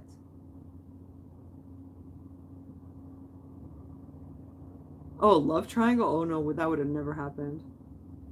Oh, bye, Lisa. Thanks for stopping in. Oh, yeah, it's often disappointing, isn't it, Red? Yeah. So now, like with younger women, I tell them, do not let a guy move in with you and do not run off and sleep with him unless you're prepared for it to be nothing more than a one-night stand, and you feel really good about that. I wouldn't recommend it. If you really like somebody, the last thing you want to do is run off and sleep with them. It could just ruin everything. Because it might work, but it could also be that he'll be like, well, now all the thrill of the chase is over, so, how boring. Or it could be that he, once he's had you, he's like, he just wants somebody else now, Or it could just like make things move way too fast. You have to take your time, like make sure you really like each other, make sure you're properly friends. Justin, always calling me when I'm doing a live. Love triangles.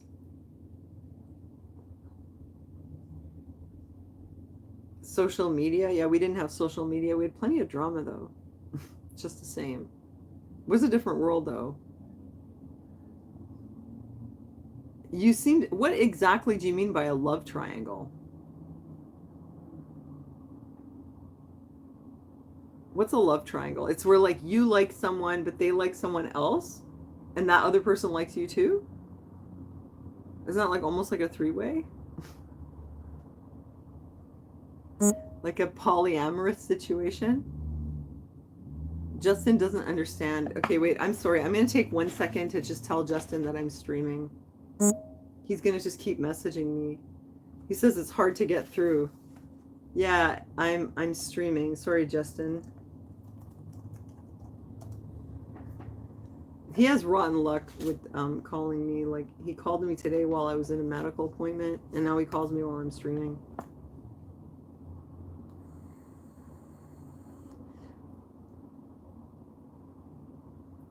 Robin says, thank God I don't have to online date. You guys remember, like, in the very early days of this sort of online dating? Oh my God, he won't let it go. I just told him I'm streaming, and he's like, he's still messaging me. Okay, I'm going to message him again. I'm going to explain to him the reason why I didn't take his call. I was in a medical appointment. Okay? There, Justin. Now you know. Yeah, like the early days, like before online dating, when people would record those stupid, horrible, like videos, and they were super awkward about it. That was like the stone age of online dating. And do you remember the phone thing where like you could call this number and you could listen to other people and like talk to guys? Did you ever try that? Seriously dates me. In the 90s, I tried it once. You were dating 4 women at a time? Oh, hey, RB. Hi. RB is a big activist. You're from, what, is it Manitoba or Saskatchewan? I think it's Manitoba. Yeah, RB is a quite famous activist who, like, during the pandemic, made headlines by getting his, like, all his, like, contraventions thrown out when he got to court. Saskatchewan. Saskatchewan. That's where the Sasquatch lives. Justin is still messaging me while I'm live. Like, holy crap. It's not good. So, yeah, you guys remember that phone thing where you, like, call the line? Yeah, it was a party line. That's it. That's what it was. I did that once. I met a complete loser on the party line. Actually went on a date with him. I don't remember exactly what was a loser about him, other than he was just generally dorky and unattractive. And I didn't want to see him anymore. It's just really not interesting. I was always attracted, unfortunately, to like the really badass guys, you know? You had to be like a real like hardcore badass to get my heart. I did not like, you know, the beta males. You have to be dangerous. Hi, Justin. As you see, like I'm with Aaron. Perfect example, but he's cool, you know? He's a total badass. Oh my God. I'm going to tell you one last story, okay? This one time, Aaron got robbed. These crackheads came into his house and they threw him out of his chair.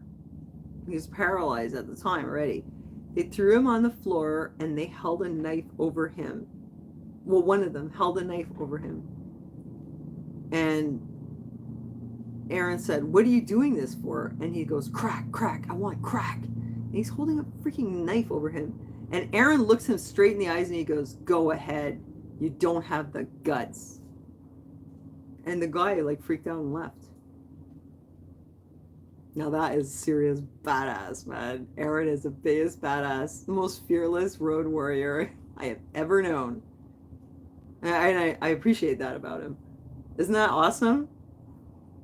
He's the kind of guy that I literally like put a gun in his face and I'll be like, go ahead. It's like Aaron is like a dirty Harry, man. I feel good being with a guy who's like that. He doesn't take any shit, you know? I mean, yeah, he's in a chair and everything. It's not like, I mean, I guess that incapacitates him somehow, but I just feel like I like being with someone who has a lot of balls, you know? I feel safer with the person, even if he may or may not be able to do anything. But I like to have somebody like that around. I appreciate that about him. He's pretty tough though. Like there was an incident that happened one day. Yeah, Aaron is absolutely fearless. Like I respect that so much in a guy who's really and truly fearless. And Aaron is an absolute monster. Like he is so completely fearless. He doesn't give two shits. No, he's like he's so badass, you know. Because there's guys that like they act badass, but they're just absolute posers and they're just scared all the time. Yeah, he's like a Clint Eastwood, you know. He's like, yeah, Dirty Harry. I like that about him. But yeah, wait, what was I gonna tell you about? I lost my train of thought now. But oh yes, poser badass guys. No, and you know when it's just an act, right? And you don't have to like look like a badass, or like you don't want to be mean. I don't want a guy who's mean. You know, like some guys think that to be a badass you have to be an asshole. You have to be mean, right?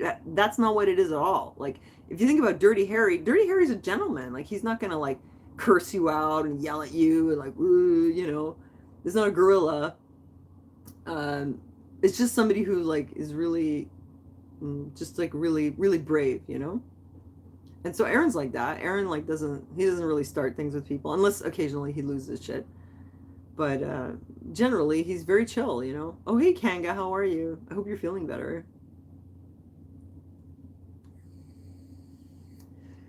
Like Aaron doesn't go around looking for a fight, you know? He's like very chill, he's very cool, but he's just not scared. It's so weird though, like 'cause I'm always like, Aaron, calm down, why not? You know?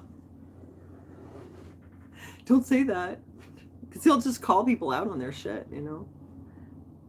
But this one time, like some incident happened where somebody did something, I can't remember what they did, but it was really bad and it involved his dog. And Aaron was like, he said to them like, come here. The guy came and he was like, come closer, I want to talk to you. And the guy came close and Aaron just clocked him with that Terminator glove. He just like knocked him right out. Yeah, don't mess with the road warrior. But that only happened like one time. Yeah, but imagine like somebody sitting over you, like holding a knife over you, and you just look them in the eyes and tell them like, you don't have the guts. And it was true, he didn't have the guts. But he's nice to me, you know? Like he's not mean or anything. Unlike my ex that I had, Jason, back in the 90s. See, that guy was an absolute coward and a bully. So like a bully will be mean and will intimidate like women or smaller people or children. I saw that yesterday. I had to go return something at a thrift store, and there was this guy. He's there with his kids and his wife, and he finds a boxing glove in the thrift store. He puts it on and he socks his like 11-year-old daughter. He like punches her in the arm, but like hard, and she was like, ow. And he goes, what? It's a boxing glove. That's what it's for. Oh my God. Talk about gaslighting. Like what kind of sick narcissistic asshole is he? And I was like, oh my God, you know, that girl's gonna have a lot of problems. You could really see like how hurt she was emotionally even. And it was all on a video camera. And I thought, man, you are so sick, you know? That's not a real man. That is a bully. A guy who hits women, who hits children, you know, stuff like that. A real man like doesn't do that. He protects, you know. He'll stand up to the bully, but he won't bully his woman or his child or whatever, you know. Where's Jason now? He went to work for the government. Fucker. Yeah. He probably doesn't work there anymore. I don't know. Like I did see him on Facebook. He looks the same as always. He hasn't changed his style. I wonder if he ever like had a relationship afterwards. I feel sorry for her, whoever she is. You have the same ex? Yeah. What, you went out with Jason too? Or was it, which ex was it? Was it the hot native guy? Oh my God. Speaking of hot native guys, so. Okay, now like I'm telling you all of my relationships. Well, not all of them, but I dated this guy called Randy. Randy is an absolute chick magnet. Hot native guy. So hot. Gorgeous.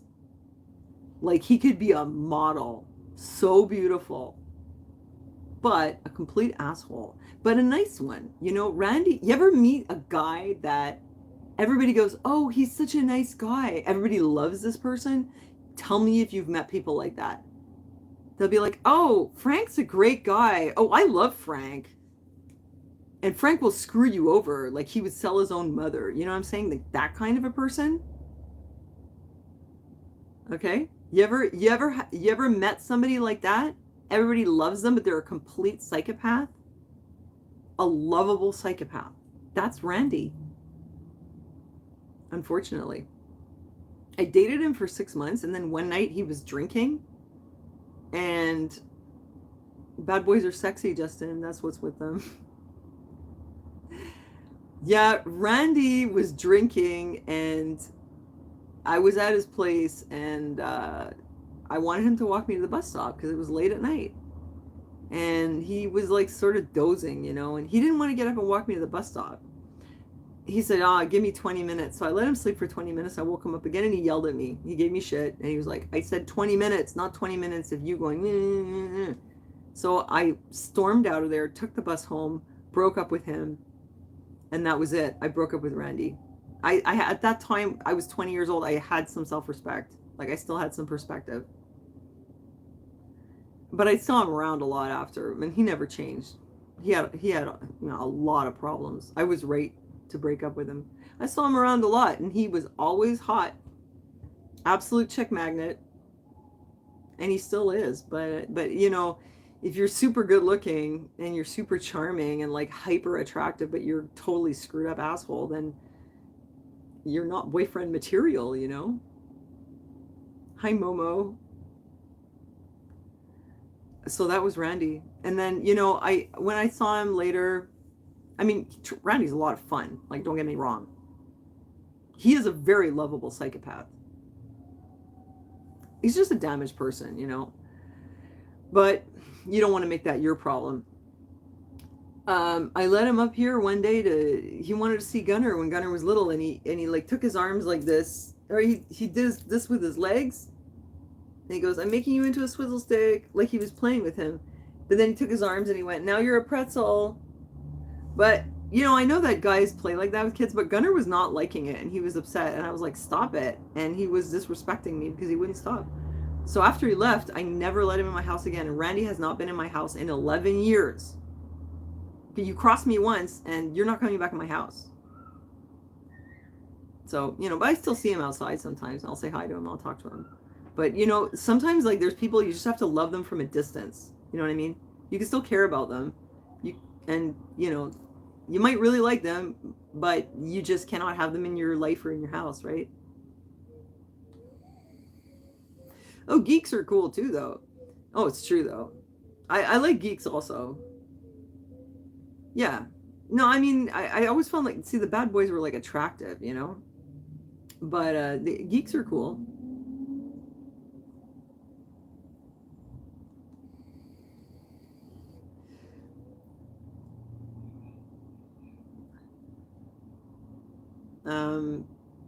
I like smart guys, you know, definitely.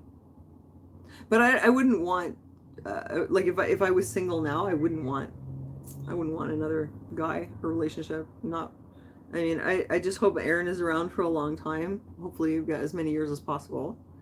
But if I didn't have Aaron, I would not get involved with someone else. I just wouldn't want it.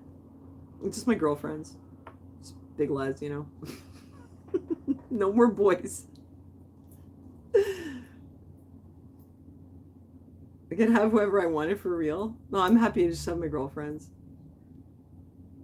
I think that's what I would do. Like, I even joked with my girlfriends. I was like, you know, we're the kind of relationship that, like, if one day, like, for some reason we ended up living together, we'd be like those two crazy spinster sisters that have like a kind of folie à deux, you know, like my thrifting buddy. I thought, imagine, like, if we actually lived together and, like, all we ever did was go to thrift stores and, like, just bring, like, massive amounts of stuff in the house and, like, just spend all our time on Google Lens. Like, completely out of our minds, obsessed, you know? I could see that happening. Oh, well, you know, I don't know. I'm not, Tracy says a Christian man. That's great. Absolutely. Yeah. You get a solid Christian man. That's what you want. Yeah. Somebody's got his feet on the ground, got a relationship with God. Yeah, absolutely. I mean, although there are people who are, they say they're Christians, but they have a lot of problems. That's where you're at. You're at where I'm at. Like, no more guys. I mean, like, I have nothing against them. I just don't want to be in a relationship with one. Besides Aaron, after that, I think I'm going to be like an old, what do you call that? It's like an old maid or something. Cats and rabbits. No cats for me, thank you. I'll tell you the truth, I don't really like cats that much. I mean, they can be pretty cute sometimes, but I don't like that they have like little sharp claws and like little nippy teeth. And you go to try to be nice and friendly and pet it, and with those little sharp teeth and a scratchy tongue, and they lick themselves all day. I don't know, man. I'm a rabbit girl.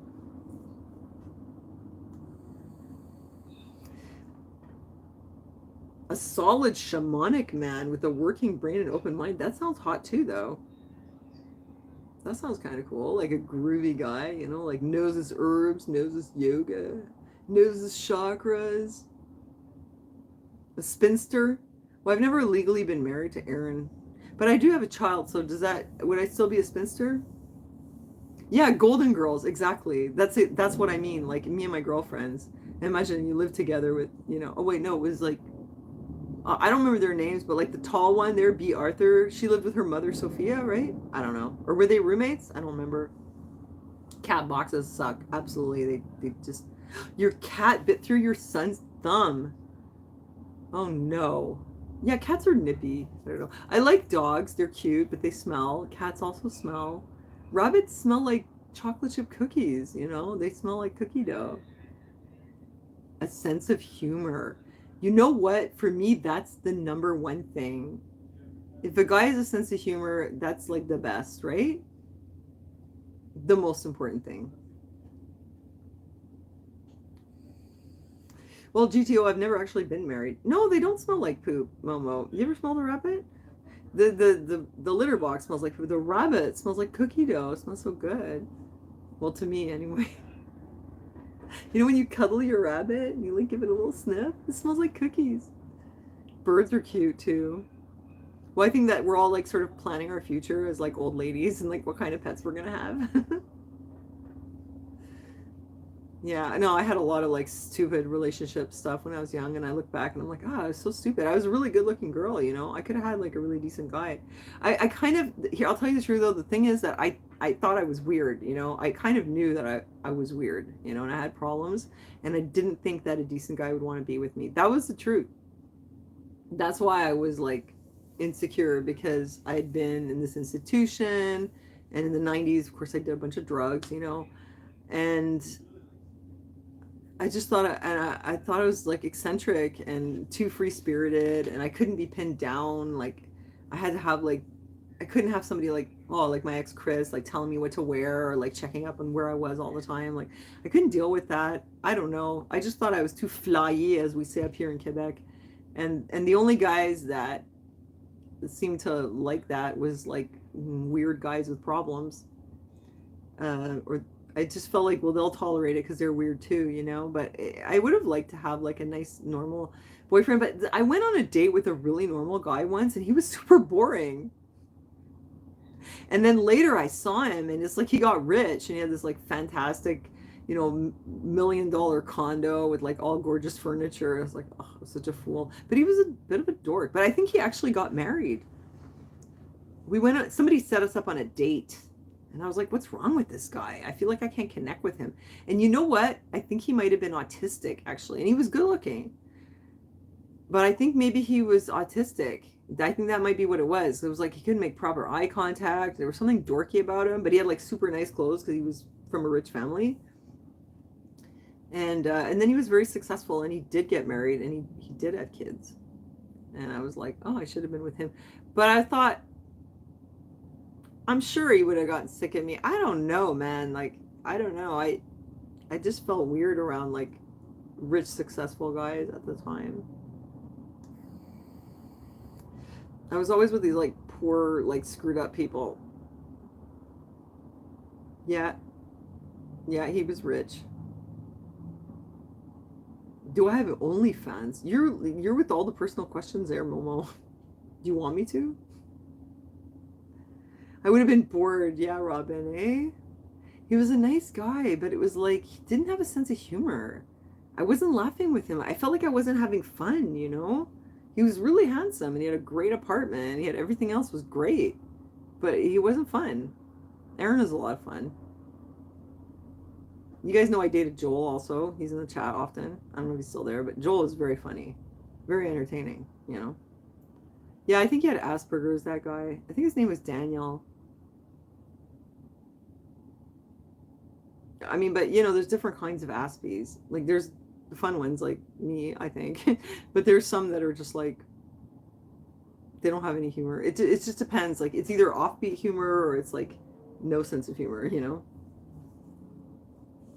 Yeah, Momo, you want me to open OnlyFans? I am kind of low on cash lately. I don't know. How much are you willing to pay me? What do you want me to do? I heard you can make money like selling your fingernail clippings and stuff. Maybe I'll have to, I don't know, I'm thinking about it. Foot finder. Anita, the gears are going there. Anita's thinking of ways to make money. Okay, bye, Red. Have fun in Mexico.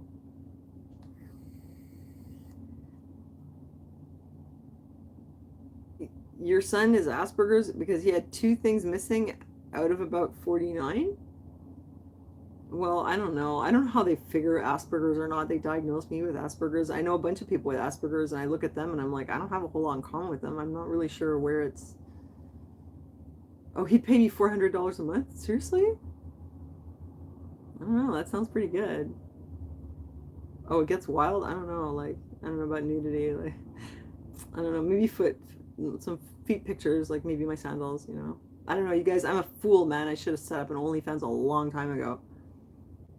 Instead, I set myself up on Poshmark. I'm slaving away. I spent so much time cataloging these you know, I have all those comic books in there. I finally found someone who wanted to buy them. Okay, Momo, I'll let you know if I set one up. Okay, I'll think about it. I'm kind of old though. Like, okay, maybe that's your thing. Anyway, and my implants are gone, so you know. But yeah, like, so this guy, he bought $80 worth of comics from me, and I was like, yay! Thank God! Finally, I hung on to those things for so long. And I'm like, okay, buy more, come back, you know? So he said he wanted more, so I took all these pictures, and I spent the whole day Sunday cataloging them and figuring out what they're worth and making him offers. He better get back to me, because so far he hasn't. He, like, hearted a couple of them, but he didn't tell me. Underwear to get through college. Selling your underwear. Oh yes. Well, young women do that. I don't know about me though. Like, is there a market for like middle-aged women's underwear? I keep seeing these videos. Like, I think that Facebook knows that I'm trying to find ways to make money, you know? And it's like Anita's trying to find it like a side gig, a side hustle. Thanks, Trish.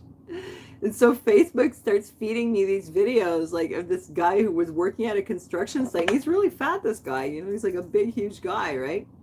And he was like posting pictures of himself at the job site and like showing his shoes and stuff. And then all of a sudden, Momo's offering me for the underwear. I don't know, Momo. I don't have an OnlyFans right now. He's like, so anyway, so the guy at the construction site, he starts showing a few photos of like his shoes and stuff like that. And then like he opens his OnlyFans, he starts making all this money and like he's like farts in the water bottle, closes it up, and he's like, that's $50 right there. And he's like, you know, he like puts bread in his shoes and then he like sells the bread. Anyway, Facebook is sending me this, you know what I'm saying? It keeps sending me all kinds of things for like how to make money, because I think it knows, like, because it knows what I'm doing offline. I mean, off of Facebook, it knows that I'm like looking up like how to get more sales on Poshmark or like how to sell on eBay Or, you know, it knows what I'm thinking, right? So it's like sending me all these videos of like people who do all these crazy things for money. Robin, yeah, I know. It's like, because I only had like, well, I did make ambassador, but like I didn't make a lot of money, right? So Facebook knows that Anita is looking for side hustles, but it has to be something that doesn't take a lot of time, that I can do easily from my home, and also be able to live with myself, you know? Yeah, Facebook, like, it's encouraging me to like go down the dark road of OnlyFans. Oh my God.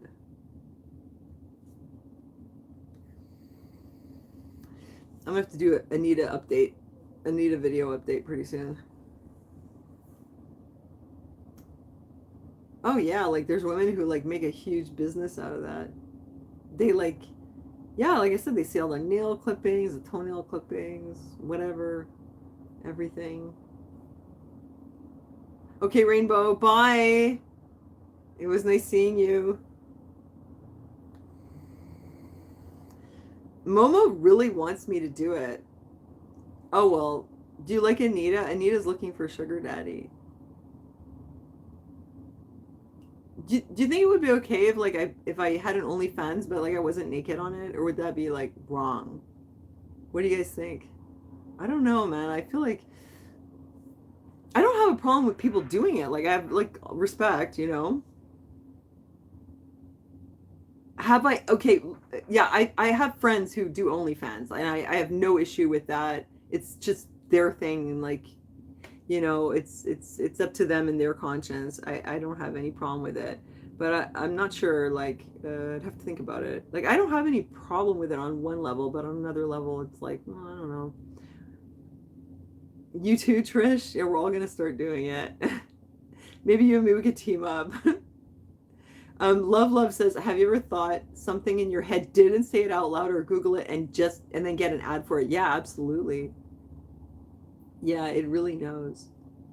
It's so weird. That's why like I kind of like don't want to be like super involved. Like I come on here and I just talk to you guys, and I really don't care if they know what I said, because who cares, right? Um but yeah, like the constant like reading news and commenting, I feel like I've said this before, but I feel like they're using the social media against us to like mess with our heads and divide us. That's why I did this one video about those crazy like the gay pride campaigns in all those stores. I don't have a problem with like it makes sense to have merchandise for gay pride because it's the gay month and people want rainbows, so like it only makes sense. But what's weird was that they mixed like some of the items they were selling were so bizarre, like, you know, like the swimsuit with the extra in the crotch, like, is like, who's gonna buy it? Okay, maybe someone's gonna buy it. Don't call it a women's suit though. And then the thing with like combining like Satan with gay stuff, and it was really hostile, you know, homophobe headrest. I felt like, man, you know, these are all psyops. I don't want to get involved. But I will do another video about Dylan Mulvaney. Might as well. But Facebook just, I mean, yeah, YouTube and Facebook just keeps feeding me it, especially YouTube.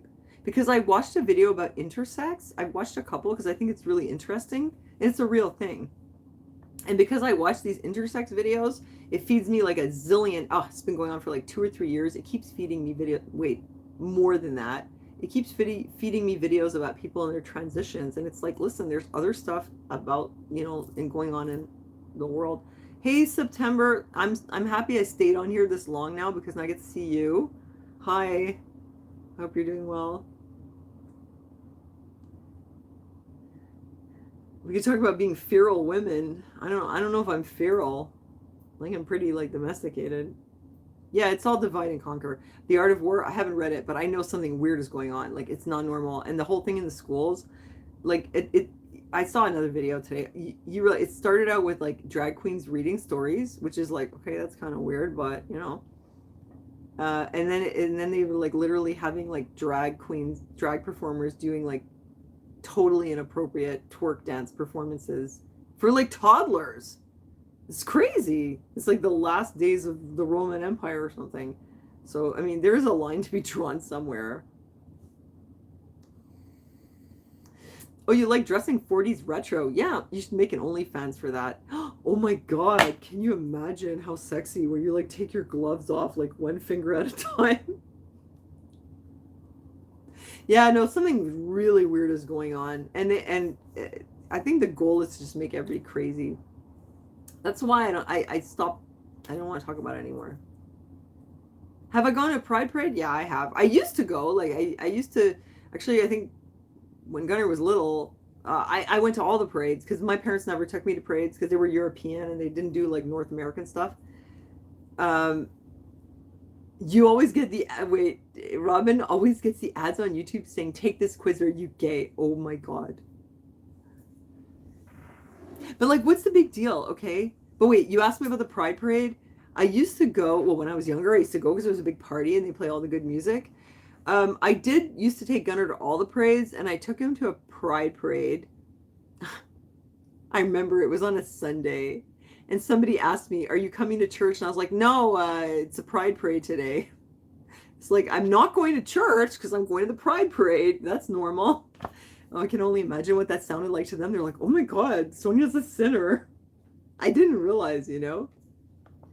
I took him to that parade, and at that particular parade, they had like men with like leather chaps with like their asses hanging out, and it was pretty fetish. And I was like, wait a minute, this is really not for kids. So I stopped going to Pride Parade. I mean, I stopped going to parades in general because I did so many of them when he was little.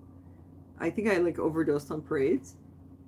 But I love to see like the little dancing girls, like the little Irish dancing girls. That's really cute. You know, that always like makes me a little verklempt.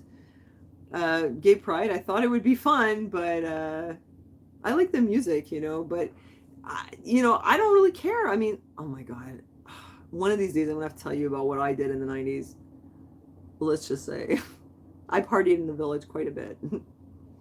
I never really talked about it because I thought, oh, people are just gonna judge me for it. But yeah, I mean, we all partied in the village. Like I had friends who were gay and trans, and it was the 90s. It was absolutely the 90s, man. Like that's why like I didn't understand what is the big deal, because back in the 90s a lot of us like did stuff with same sex, you know. I mean, a lot of people did that and it wasn't really a big deal, you know. You want the tea? Oh my God. Okay, don't judge me. You're only going to hear this because you stuck it out and listened to this insanely long live.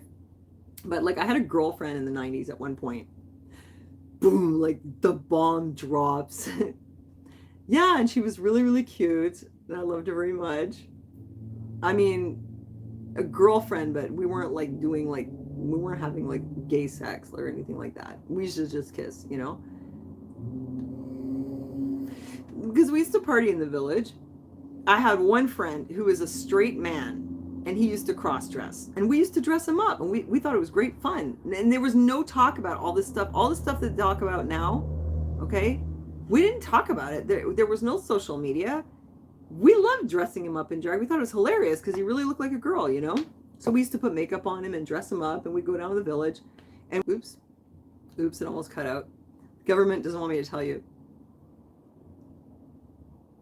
Okay, Yanga. So, okay, I'm not going to say any names, but he used to like to cross dress, like I said, and we used to dress him up. And then we had this other friend, I'll say his name, it was Mike. This was a native guy, very like fair, light-skinned native guy. Mike was so effeminate. He used to get called Madame, even though he had short hair, and he would be wearing pants and a shirt. Pants and a shirt, short hair, no makeup, and he used to get taken for a girl all the time. And Mike was gay, but he wasn't trans. He was just a really girly looking guy. But we didn't think it was a big deal. We were just like, huh, that's cool, you know. No big deal. So we all went to the village together, me and my friend who cross-dressed, and Mike and my girlfriend. And we used to party because they had all the best music. I used to make out with her. I admit it. And we were such posers. I totally even forgot about this. No, I'm not friends with her, and actually it's really, really sad, and it was very heartbreaking what happened with her. It was really sad. I'll tell you what happened. It's really, really sad. She got sick. She got, first of all, she got married. Like, she wasn't actually gay, you know? Like I said, a lot of girls in my social circle, we did, like, do some like experimenting. I don't call it experimenting. Like we did stuff like that, but nobody was like, "Oh my God, you're bisexual," you know? It was just something people did. It was really not a big deal. I thought it was normal. And then when all these people are like, gay this and gay pride, and I'm asexual and I'm demisexual and I'm bi-curious, and we're like, you're all insane. Like, we all did that in the 90s, and it was like, we didn't even give it a second thought. You know what I mean? Well, we were just partying, right? We were having fun. Lots of women do that. I didn't even think it counted. Yeah. So anyway, now you know why Anita has her lesbian crushes. So what happened with her? Yeah, 90s was great. Yeah, and like whatever happened, we always say, well, it was the 90s, you know? Well, like, and then, somebody tells you a story about how they murdered someone. You're like, oh my God. And you're like, it was the 90s. Anyway, so what happened with her was she got sick. And this is so crazy. She got Epstein-Barr virus, which is like mono, but as an adult. And I think it got in her brain and it made her crazy. She ended up like becoming psychotic and like being outside like a bag lady. And this girl became like she was a university professor. She wasn't some like nut job. She didn't do drugs. She had a master's and she taught at a university. And she got sick and she got like the adult version of like PANS or PANDAS. You know, like when kids get that sometimes with strep or a virus and it makes them go crazy. That's what happened to her. And it was so bad. She was in a mental hospital. They gave her all these drugs to try to fix her, and it didn't work, but she gained like 80 pounds, all these antipsychotics, and she was still crazy. And you know what they did finally? They gave her shock therapy. They actually did give her shock therapy as a last resort to try to reboot her brain and get her out of the psychosis, and it actually worked. She came out of psychosis, but she had chronic fatigue. And she had also lost like about 10 years worth of memories. Yeah. And see, the thing, what was really sad was I didn't know. So I went to see her and she was acting really weird and like suspicious and accusatory towards me. And I didn't know that it's because she was sick. And I was just angry at her. I was like, how could you say these things about me? You know, I went back to Montreal feeling really bad. Well, Cajun, she got a virus and she didn't need psychiatric drugs. I'm thinking she needed maybe like plasmapheresis or some kind of treatment. Red Spiral, this was like years ago. This was like around 2007. So this was way before any of this stuff. And this does happen sometimes. Yeah, her body didn't clear it and it triggered a psychosis and they had no choice. I mean, she was totally insane and they tried to fix her. Nothing would fix it, because that's like with kids who get PANS or PANDAS and they give them antipsychotics, but it doesn't really work because it's from an infectious trigger, so you have to treat that problem. They do like, there's 2 blood treatments that they do. One of them is plasmapheresis and the other is something else. Anyway, they didn't give her that, but they gave her antipsychotics, then they gave her shock treatment, and she did kind of come out of it. But she was very tired, and then apparently she had a relapse. And like, so I was on good terms with her again. She had come to Montreal, and I still love her. Like, I always, loved her as a friend.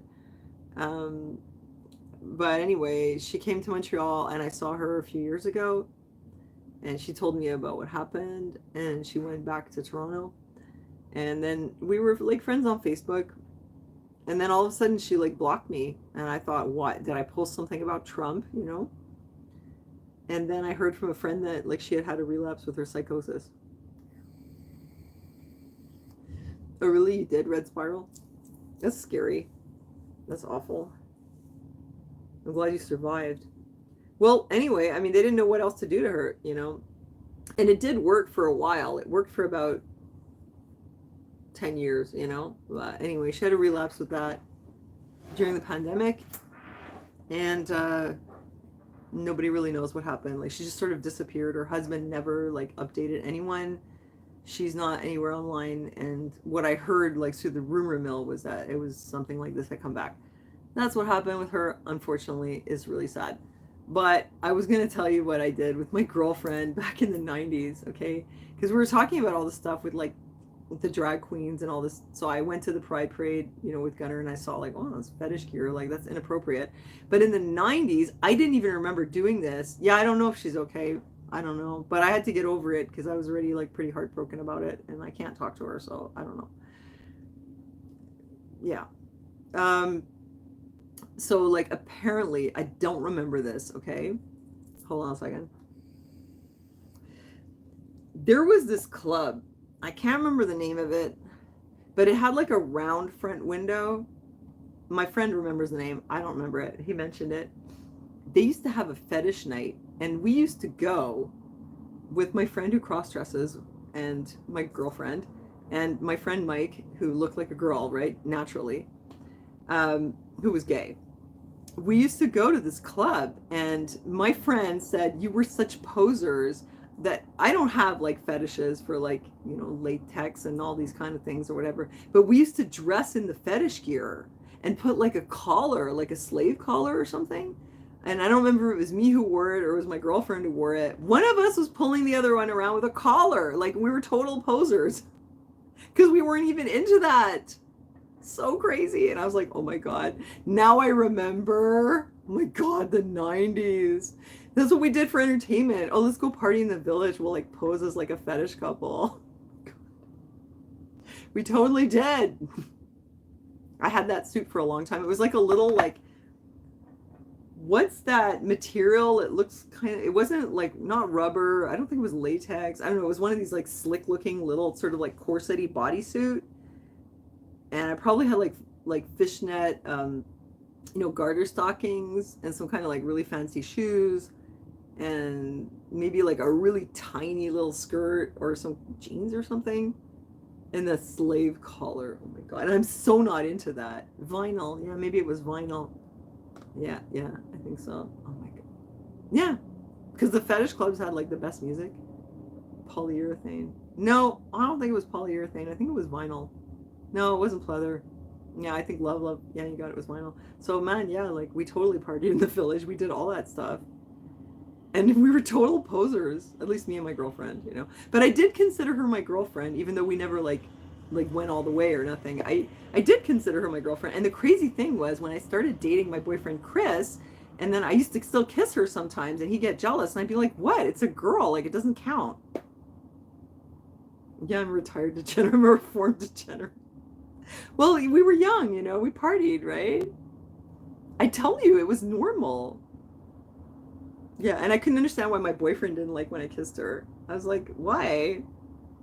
It's a girl. It doesn't count, right? Yeah, it's so 90s. Yep. Oh my God, Rocky Horror. Yeah, totally. And I knew people who would go to Rocky Horror who were not gay at all and nothing like that. Totally like straight regular dudes. Well, they weren't like jocks, but like straight regular dudes going to Rocky Horror with the garter belt and a bra. Absolutely. Yeah, everybody went. Everybody did that stuff. Oh my God, I had hooker boots like halfway up my thigh. I dressed like a total prostitute. Yeah, the 90s knee-high chunky boots. Yeah, man, like, because we didn't, see, this is the thing, like, we didn't have social media. So we were looking to like have fun. Nobody was telling us about this. Like, there was no like gay pride parade. There was, there was no social media. We still partied in the village. We still kissed our girlfriends. We still did it. Yeah. That's why I was talking to my friend at this party I went to, and I was like, I don't get it. Like, what's the big deal these days? Everybody's obsessed with their sexual orientation. Even Gunnar said to me, like, oh, he's so sick of it at school. Now they're telling him about demisexual, which means you can only be attracted to someone if you have emotional feelings for them. And I'm like, you know what? That's called being a normal woman. Everybody has to have like a little thing. Like, I'm surprised that they don't have the foot fetish on the LGBTQ plus IA whatever flag. They need to have a foot on there, because what about the foot fetish people? Like, where is this going to end, And why does it have to be so much about, like, I get it with the gays, because, people would really discriminate. It was illegal, and they get beaten up, and they wouldn't get housing, and the same with trans people. I get that, because you can see it, you see a gay couple or a lesbian couple, or you see trans people, and they really get discriminated, and that's not cool. But like, if you're asexual, seriously, nobody knows and nobody cares, you know? Now it's like a whole other thing. Now it's like, it's just like about what you like to do. There's an enormous plethora of fetishes out there. Are we going to stick them all on the flag? What about the furries? Why you define yourself by what you like? Trust me, we all have our preferences. We don't have to define ourselves by them. Like, it made sense at first. Yeah, it made sense at first. Like, I support gay rights. Like, I support everyone having rights, you know? But now it's not even about that anymore. Like, seriously, nobody knows if you have a foot fetish or, you know, whatever. I'm gonna make a foot fetish flag. You know, foot fetish pride. I so don't have a foot fetish. But anyway, yeah. You kissed a girl in front of your friends at a party. Yeah, like everybody did that.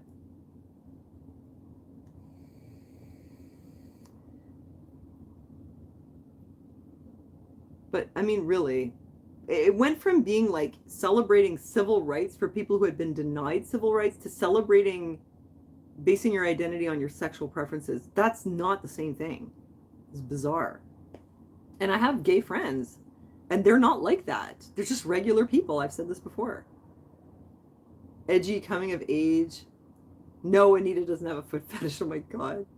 Maybe somebody would like to pay for Anita's dirty socks. No, really, it's very weird, and I feel like it's having a backlash. I actually feel bad for gay people because people are like hating on them more, but it has like the opposite, you know.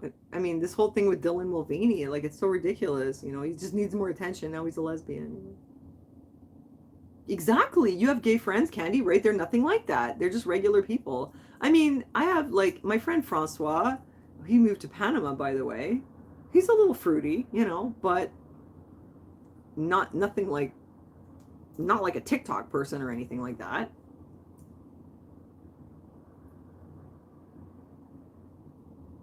I mean, you wouldn't really know.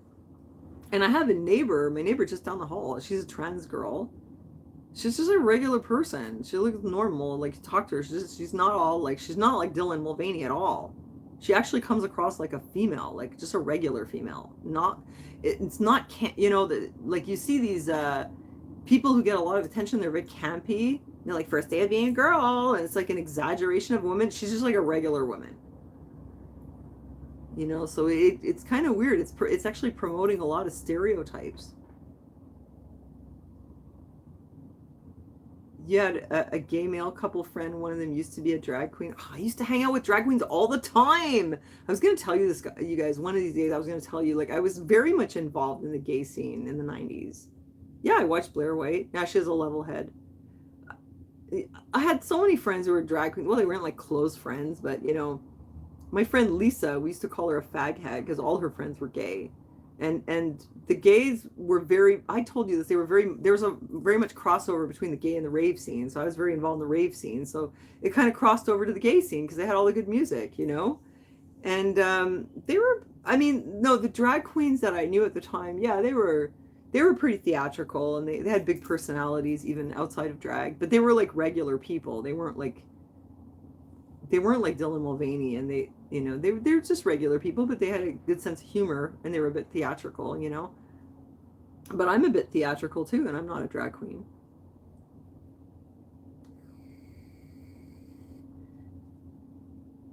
Oh yeah, and there was like that situation where like this trans woman won a beauty contest, and it was like this fat Asian person like that didn't, I mean, okay, let's just do away with beauty contests altogether, but it's bizarre, you know. Okay, great. The most beautiful girl in the room didn't have a really nice face. I mean, I don't know why they won the contest, but I think all those girls who practiced really hard and worked out and did all that stuff, and I think they felt like they got screwed because this person probably just won because they were trans, you know, or they were in drag or whatever.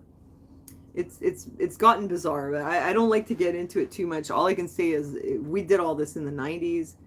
It was all there, and it wasn't a big deal. I mean, not for us. I don't know about how everybody else thought. what they all thought about it. Anita could have an OnlyFans for her feet. Now you're talking. Now you're thinking, yeah. Look at my feet now. I don't know if anybody would like to. Actually, I think I have really nice feet. Wait, I'll give you a sneak preview of my feet. But I had them in my slippers though. Hold on a second. Some of the new cheerleading squads. Oh my god! I imagine like Will Ferrell in a little tutu leading the cheerleading squad. You know. Okay, look. I have the best feet.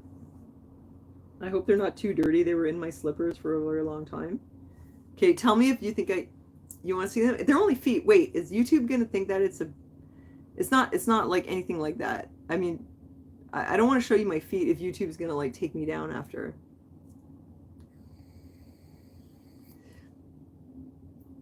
And people show their shoes all. I mean, like, wait, no, am I allowed to show you my feet? Now I'm like confused. I don't know if it's okay. I'll post a picture of my feet after as a community post. I'm so 90s, it's true, I'm a 90s person. It's very confusing for 90s people to be living in this world. But I have like the best feet. I wanted to show them to you, but I guess I can't. I'm not really sure now.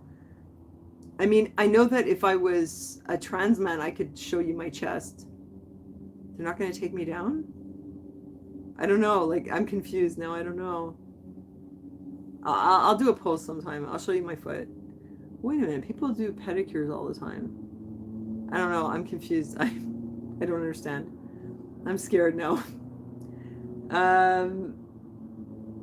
Okay, like this is okay, disclaimer, like these are like a bunch of women watching my video. This is not a fetish thing, okay? I'm just gonna show you because I have like the best feet. My legs are kind of hairy though because I'm a big les. But wait a second. Okay, look. I don't know if you can see them. Wait, no. You can't even get a good look. I just want to show you, okay? Like, all I need is a pedicure. But I have really great feet. Speaking of feet, you see how nice they are? Look, see there, I have what they call Egyptian feet. Oh, but they're all splayed. Okay, see that? See how the toes are like, they make this like nice line that goes down this way? Ah.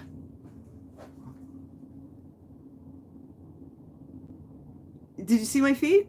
They're pretty good. I mean, I know I'm kind of old and everything, but yeah, I'm not into feet at all, but I think that I have some pretty nice feet. They're Egyptian feet. They're like this. So, you know, like some people have feet and they're like square, and then the toes are all like, I mean, no offense to you if you have that. They have like feet where like some toes are sticking out in the wrong place. Yeah, I have like really great toes. My feet are like super nice. Yeah. I was scared to show them. Nice toe line, exactly. So speaking of feet, but I was afraid to show them because I was afraid that they're so nice that YouTube would think there was something wrong with it. I do not want to have problems. I'm sure you could do way worse on YouTube than show your foot. Because it's ironic, right?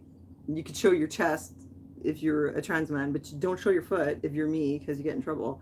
I assure you, YouTube, it's just my regular feet. I just want to show them my Egyptian feet.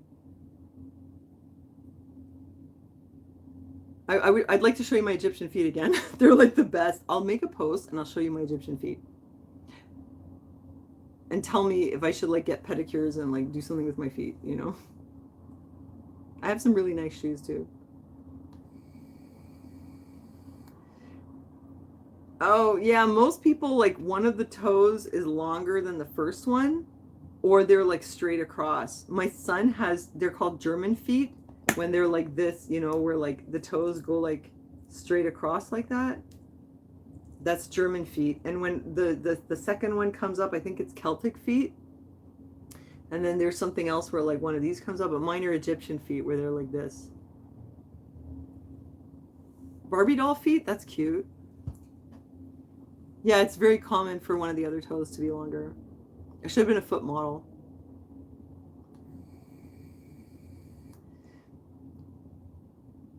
Rat feet? Oh my god, that's so funny though. Post them. There's probably somebody who likes rat feet. Yeah, I'm very oh, hi, New Kettle. Yeah, I'm very confused. Oh, hi, Breezy too. I'm very confused about YouTube. I really don't understand because of that time where I spat out a smoothie and they took my video down. But there's men who have like literally vomited like in their videos, like Filthy Frank. He does way worse than that. He doesn't get taken down. They're sexist. That's what I think. It's just, if you're a woman, like they take everything you do as being like a sexual thing. I should become a man, then I won't have this problem. Oh, I would love to have a really nice pedicure, but I don't because I don't spend my money. I only spend it on travel and plastic surgery and lip injections. But I'm very cheap in the day to day. Oh, one more thing. Good news for me. I sold those 3 pots that I put up. I put them on my Poshmark, and I showed them on my Elga's Bazaar Facebook page. They were these 3 beautiful stoneware pots with poppies on them. They were so gorgeous. And I finally sold them today on Poshmark, and I gave a discount, and man, did I pack those things. I had styrofoam everywhere, and I just hope that they get there in one piece. They were very, very cool. And I saw those selling individually for like 35 bucks individually on Etsy. And I sold all 3 of them for 50 bucks with half off shipping, which means I really sold them for 43. And I think I got about $32 or something like that. What did you miss? Hey, a freaking American. You missed my feet.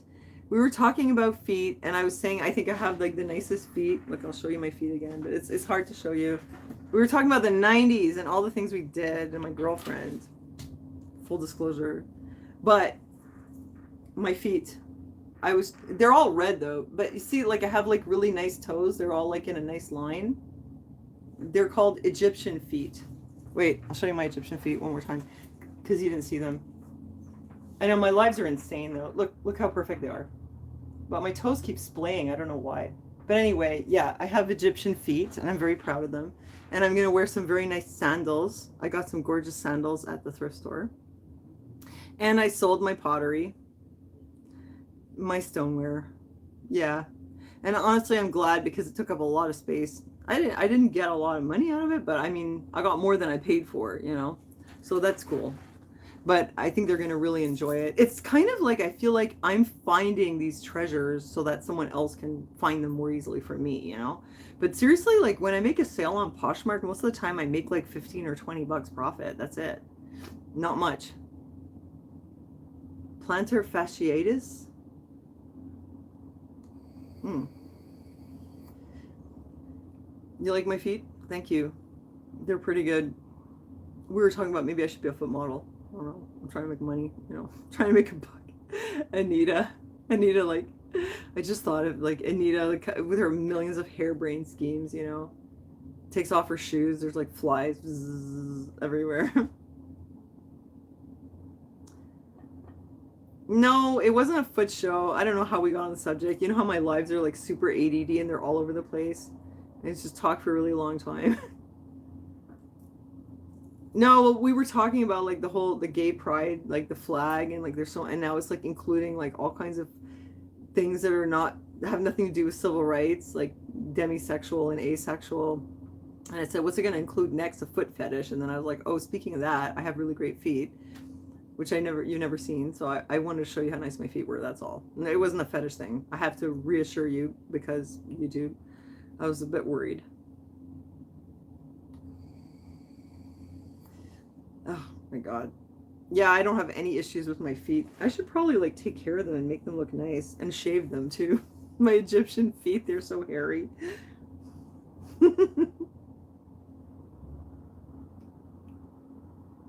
No, I don't have any stuff. You know nothing of this Filthy Frank? A freaking American? Really? You've never seen Filthy Frank? I'm sure he's still out there. The whole chat has great feet. We're just a great feet bunch. Filthy Frank, yeah. We'll look him up. I was pretty sore about that because that's what screwed up my whole YouTube thing, you know? I was like really not happy.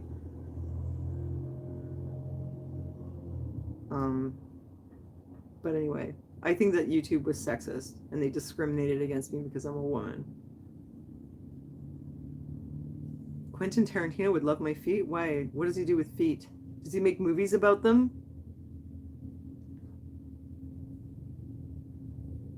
Wait, I'm just thinking. Oh my God! Wait, I forgot to show you my new score. Hold on a second.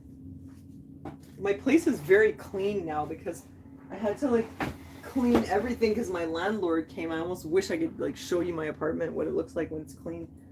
And I decided to get on here early to make sure I get Gunner to bed on time tonight. And I've been on here for a super long time. What does Filthy Frank do? Filthy stuff. And he gets away with it. He like vomits on camera, for example. And he like puts his food in the toilet and eats it. But I mean, he's funny too. And he's a total asshole. But he's entertaining, you know. But YouTube seems to like him, but they didn't like me spitting out a smoothie. That was a big no-no. So unfair. But it must have been part of God's plan. I mean, he's funny, but like after a while, it's not that funny. He was doing exactly what I was doing, making rap videos with, you know, spitting things out and stuff like that. Same. He was much worse. Yeah, I could have maybe been a foot model. I missed my calling. I think I'm too old now. I would need to like get some fillers in my feet. Look at what I got though. This is really gorgeous.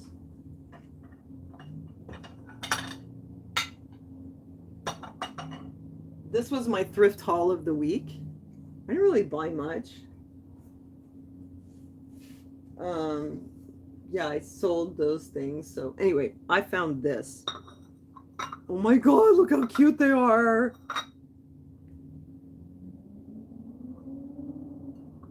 Aren't they beautiful? Well, Kanga, he did it because he was making a rap video, and you'd have to go and see his channel. Look how cute. These are from Mikasa from the 1970s. And the plate is like this. So cute. Oh my God, I'm in love. I bought them because I love them. But I posted them on Poshmark. And I'll be sad to see them go. They're, oh my God, they're absolutely delightful. But you know, the thing is, I don't drink tea. I drink coffee. So these cups are like too small for me to drink coffee. I drink a big coffee. Like I fill up the bottom all the way to the top, and I drink like a couple of really big coffees in the morning, and then I don't drink anymore. But man, are these ever nice. Mikasa like had so many, they had different series and they had different flowers. I had one that I sold before. It had these little blue flowers on it. I forget what that one was called. And I had 4 of just the cups. And this time I have the plate and the cup. So beautiful. Isn't that adorable? Oh my God. I'm giving you a good long look because it is really cute. I went with Isabel and she was like, we have some kind of disorder. We keep shopping. We're sick. This isn't normal. And I was like, yeah, but we love doing it. It makes us happy. And there's no hangover the next day. See, it says Style Manor Dogwood. Oh my God, I'm in love. It's so cute.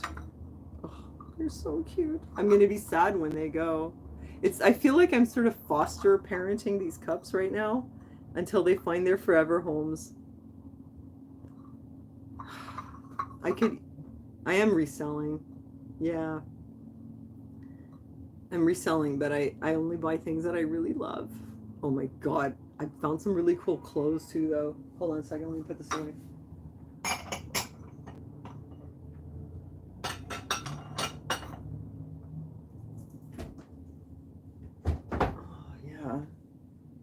Yeah, I mean, I have to sell it because I love to find these things and I love to buy them and have them for a little while.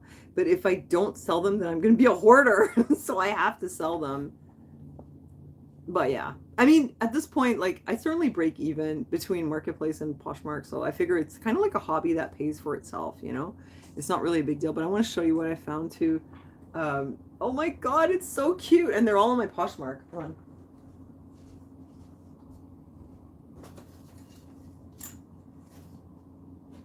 I want to tell you about this because there's a problem here with the stores in Montreal.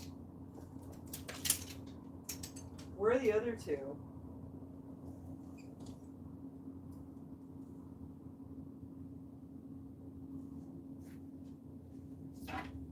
Okay, I have 2 other dresses that I bought. But they're in the other room. I'm not going to bother getting them because, well, one of them is a Desig wall dress, which I've showed you before. I mean, I could show you the other one I have if you want to see it.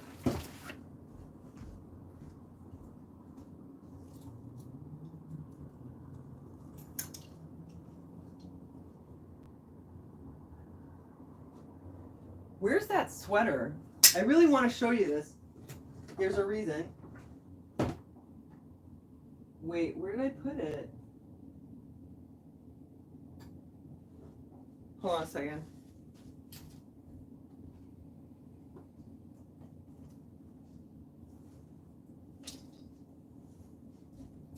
Okay, so here's the thing. Oh, hey, thank you so much. Love, love, thank you. Okay, Anita's first money for her feet. Oh my god, now I'm gonna get in trouble with YouTube. No, YouTube, love, love, like donates to me. It's not because of my feet or Anita's feet. You're not allowed to thrift anymore, Breezy? That sucks. I can't imagine. That really sucks. Okay, here's the thing with the thrift stores in Montreal. Yeah, yay for Anita. That would be insane, like, if they gave me trouble for showing my foot. That would be really crazy. So here's the thing. Like, there's American resellers who, they go to thrift stores and they find things for like $1 or $2. Their thrift stores will sell things for like $5 and they'll have sales and they'll sell everything for $1. And that'll be everything, even if it's, you know, Free People or some really, you know, very popular brand, Aritzia, Babaton, Chanel, even, like these fancy brands. That reminds me of my shoes. Oh my god, I want to show you those shoes so badly. Where did I put them? Oh, I know where they are. You have to see them. They'll sell everything really cheap. Montreal thrift stores have decided, well, if you can sell it for more online, we can sell it for more in the thrift store. So all the brands, but like the common popular brands, like the ones I saw the other day, is like Zara, Jacob, I don't know, Banana Republic. Like there's this sort of like middle of the road, very common popular brands, Gap. They will mark them up. So instead of the pants being $5, like the regular pants, they'll be 20 or 25. But the thing is, those people are not real fashionistas. They only know these very like common popular brands, but they don't really know fashion. They don't really know. So if you know, you can still find good things. However, they're going to be more expensive in the States. In the States, they'll buy it for $1. Up here, I'm going to pay $10, maybe $15 for a dress. So then when I mark it up to, you know, I have to mark it up to like 45 or 50 because then Poshmark's going to take a percentage, you know, and then I'm also probably going to give a discount. So let's say I buy it for 50 and I sell it for 50. I get 40, which would be what, a $25 profit, but I probably gave at least $5 discount. So I'm making like 20, maybe 15. Not very much. But what I discovered was that, okay, good night, Candy. They don't know that much about certain things. And look what I found. Okay, this is Desigual. I've shown you this one before. These dresses are like $200, $250, $260. For some reason, the thrift store, they don't put it in that rack with like the fancy stuff that's marked up. They sold this to me for regular $10. That was interesting. I guess they figure not that many people are buying it. I found this. This is something, as soon as I saw it, I was like, wait a minute, what's that? So this is from Jamie Sadek. And this is a golf shirt. These shirts are so expensive. One shirt like this is like $120. It's a $120 golf shirt. She has a whole line, or he, I don't know who Jamie is, but they have a whole line of these. And they're all like retro style, and it's golf clothing. And I managed to find this. So of course I grabbed it. So you can find, but you have to really look, you know? No, I just sell in Canada because Poshmark doesn't do cross-border. But I promise you, like once I got that sorted and I'm ready, I'm gonna do it on eBay. And then if you guys ever want anything, let me know. But for now, I mean, look, I'll give you the name of my store if you can check it out. If you can only buy from it if you're in Canada.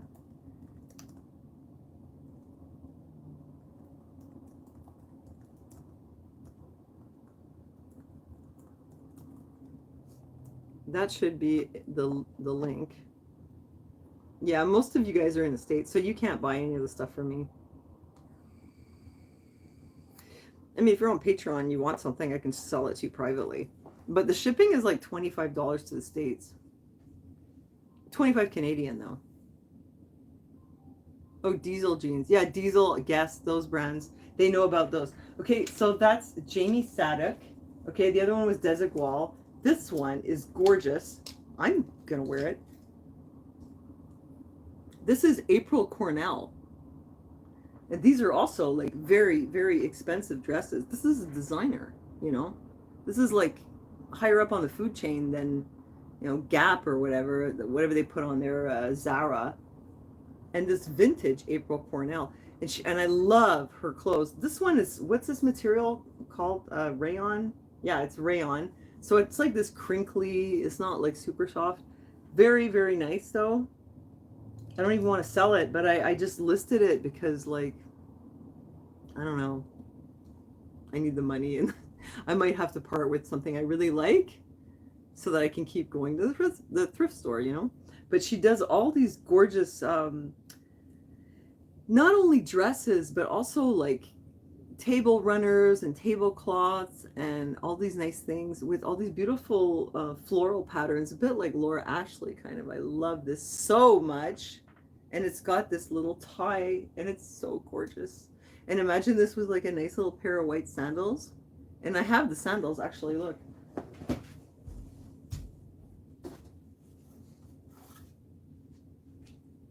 I found these. I don't really think that they match the style though. I need different sandals for this. But these are gorgeous too. These are Geox. And look at them. They're pristine. They're like what you call wedding sandals. They've got gems on them, you know, rhinestones. Perfectly clean. Well, yeah, these are so clean. I listed them right now. But I'll be sad to part with them. And I would only make like 20 bucks selling them. But yeah, I mean, I can't just pile my stuff here. But yeah, I like Laura Ashley. And then here's another one. This one, I don't think I'm going to list it. This one is incredible. They don't know anything, those people. You have to, you keep looking and you know designers, like you will find stuff. This is Agnès B, like from France, Paris. Agnès B, Paris. This is gorgeous, this pattern. I don't know if you can tell, looking at it, it looks just like a shapeless whatever, but it looks beautiful on. And the color, it's so rich. And the fabric, it's just the softest jersey. And the color, it's so vibrant. Like you can tell that it's not going to just fade. It looks like it's new. It's so gorgeous. You know what? I'm just wearing like my tank top and my leggings. I can just show you what it looks like. Wait, my tank top is like slinking down. I'm going to put this dress on so you can see.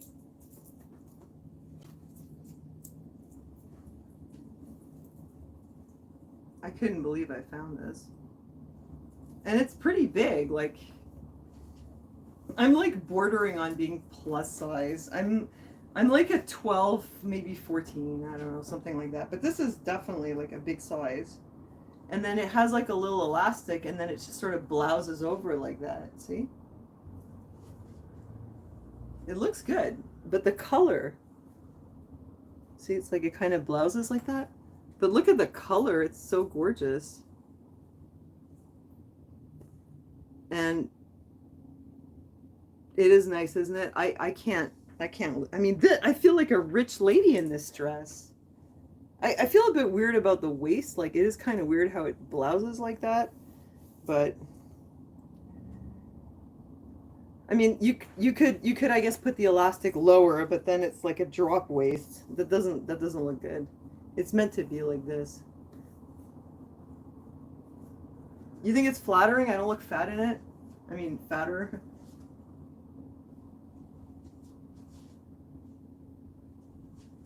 I thought it was pretty cute, but it's just the color and the pattern is just like amazing. You could just tell it's quality, you know? Yeah, it's a keeper. But this one too, this one's like super cute. Oh, this one's so nice for summer. I hope nobody buys it. I put it up for $85 and I was like saying to myself, I am not going to give a discount. You want this one? You got to pay for it. I'm not giving it away. It's too nice and probably nobody's going to buy it. It's a good color on me too, eh? I have one more I want to show you if you don't mind. And I have this one pair of shoes. I did find these. Hold on. I have to jump up here and get my shoes.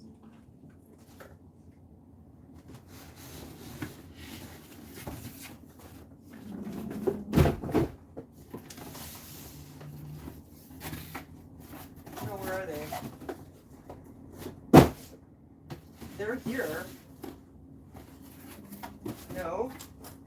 Oops. Wait, where are they?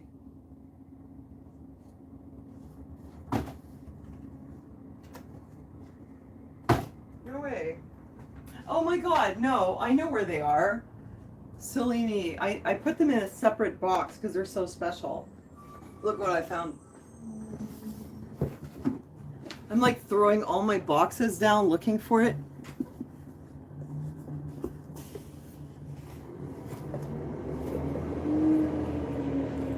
Look what I found. They don't fit me. But look, you know what they are? They're Prada. And they're like perfect. Well, they're perfect now. They weren't perfect when I found them. But look at them. They're perfectly clean. They're all like, they're new. There's like not a single scuff on there. It's laser cut patent leather. Yeah, they don't fit me. I posted them. You know, okay, I got them for $30.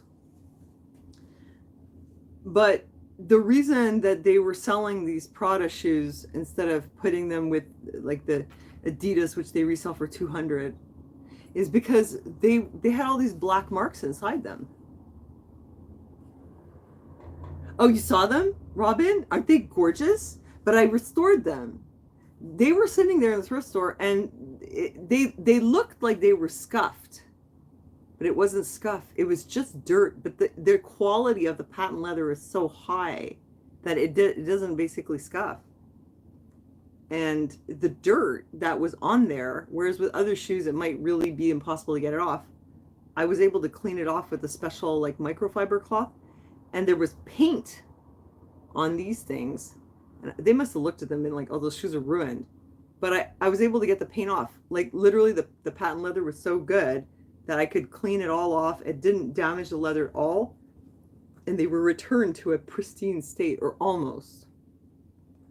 I think that the suede underneath here, maybe it was a little bit lighter for it. And it's pretty close to pristine.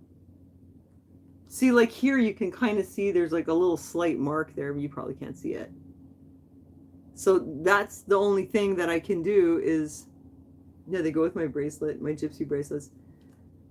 I go to the thrift store and I realize that sometimes you can find some really fancy designer things.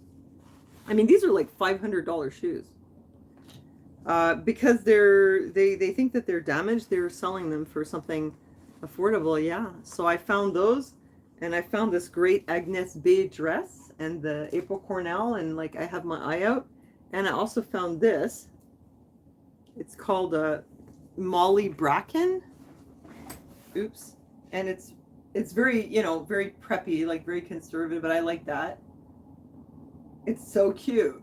I don't want to list it. I almost did, but I was like, nah. You'd have to give me a lot of money to take my sweater off me. These are really expensive. Like, look up Molly Bracken. They don't know what it is, though. I got it for $7.25. So that's the thing with the thrift store. They kind of piss me off because it's listed as a charity. Okay, so they don't pay any tax. They get all their merchandise for free because it's all donations, and they don't pay any tax. The CEO gets like $1 million salary or whatever. What's the material? What on the sweater? It's not wool. Let me see. Yeah, the CEO and like all the high ups, they get big salaries. That's who's making money, is the people who are working there. It's polyester, viscose polyester, and polyamide. So yeah, the people in administration, like high up, they're making lots of money off that store. The reason they're called a charity is because they hire new immigrants and they hire people with disabilities. Like anyone could hire those people, you know. They specialize in that, and they send them to French classes. They pay for their French classes and they give them health care. And for that they get to call themselves a charity. And I guess whatever the company earns, it doesn't like increase the company's value, but certainly the people who are high up, they get paid a lot. And they decided that they might as well get paid more by marking up, you know, everything that comes from Zara or the Gap to like $70, $20 or $30 an item. Yeah. No, it's not even cotton, Kanga. It's all artificial. So, like, what's the charity? What, the fact that you're hiring immigrants? How is that a charity? Or that you give your employees French classes? You'd think that any good company would, like, give their employees health care and maybe French classes. Like, why not, you know? But somehow that gets them designated as a charity. And I had one other dress that I want to show you, if you don't mind. I'll be right back. I'm just going to go grab it.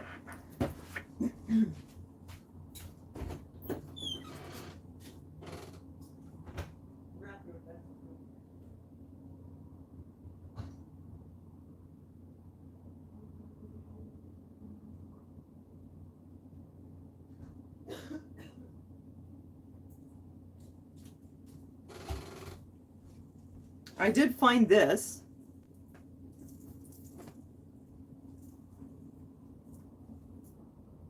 It's another Desigual dress, and it's got the lace here. It's really nice, right? And it's got like flowers on the inside and this on the back. This is a very expensive brand. I mean, yeah, I guess they just don't realize. And they certainly didn't realize about this one. This one's really gorgeous. Very, very soft. It's like a crossover. Can you see it? They call it a crossover dress. I think the thing with these high quality clothes is that the colors are really vibrant. They don't like fade out and look old very quickly. So this is Joseph Ribkoff, and I guess they don't know who that is, so they just had it in the regular pile. But yeah, so that's what I've been doing, is like learning about these different brands and designers so that I can find some good things, but I have to look, you know, I have to look hard, because, and even then I could still pay like $10 or $15 for one of these, but I'll wear it too. Hold on, I'll try that one on. It's a little bit tight on me. And then I'm going to wrap it up and put the baby to bed. It's been fun talking to you, though. Okay, where is it? This is a really cool summer dress.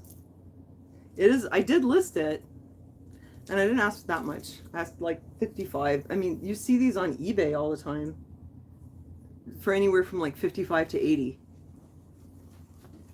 And this is a $220 US new. So it has this here. But I feel like I look a bit lumpy in it. I might have to wear a waist trainer or something. I'm lumping.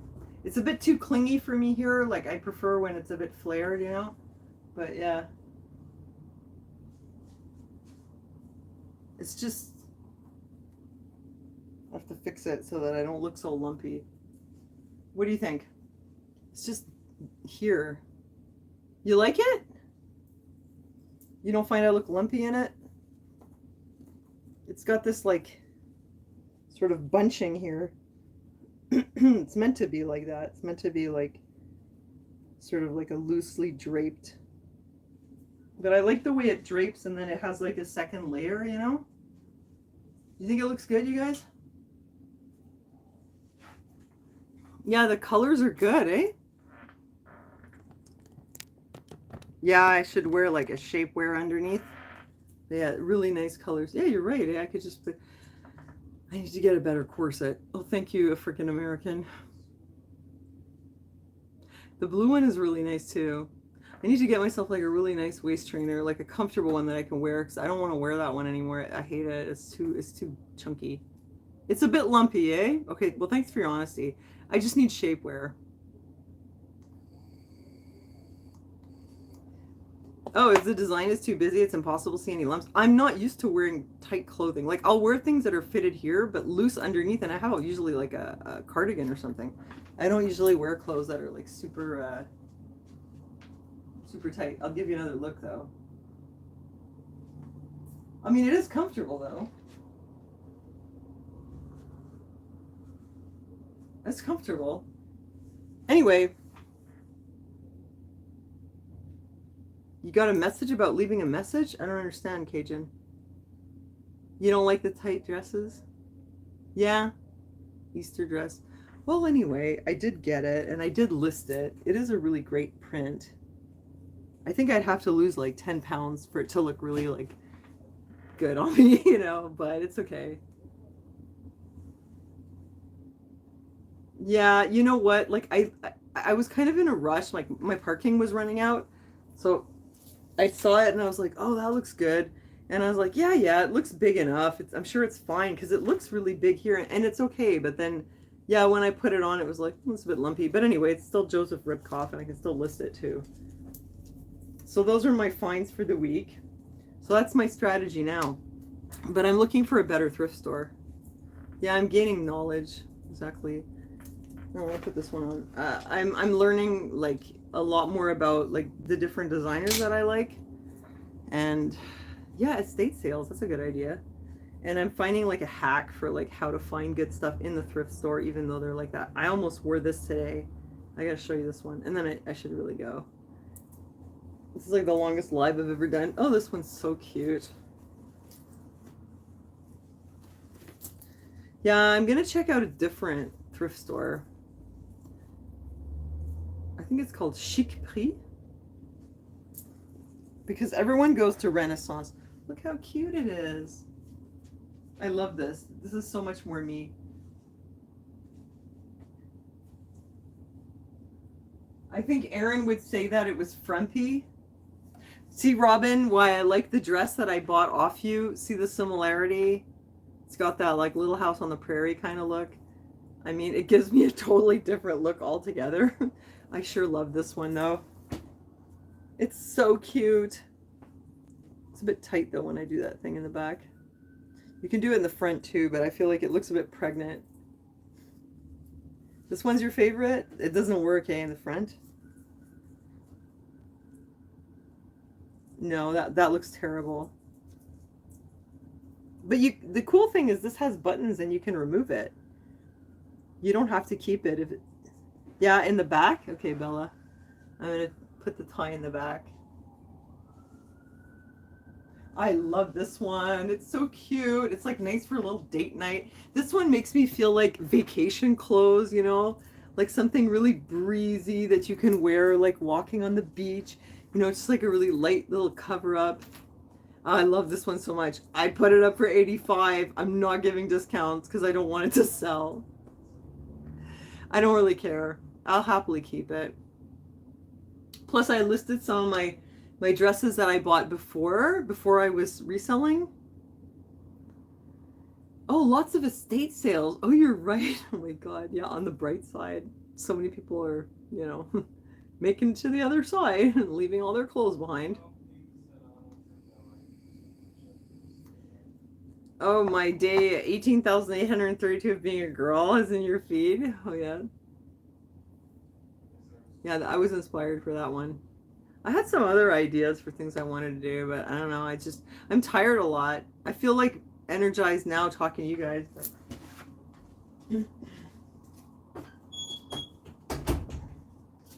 I still have problems. I still have problems with my health. Like mostly I feel like super exhausted. I'm going to do another video where I'll tell you like what they're investigating and trying to figure out, but I'm not overly worried about it. But yeah, I'm still tired, like so I don't get a lot done, you know. Maybe I'm diabetic. It's possible.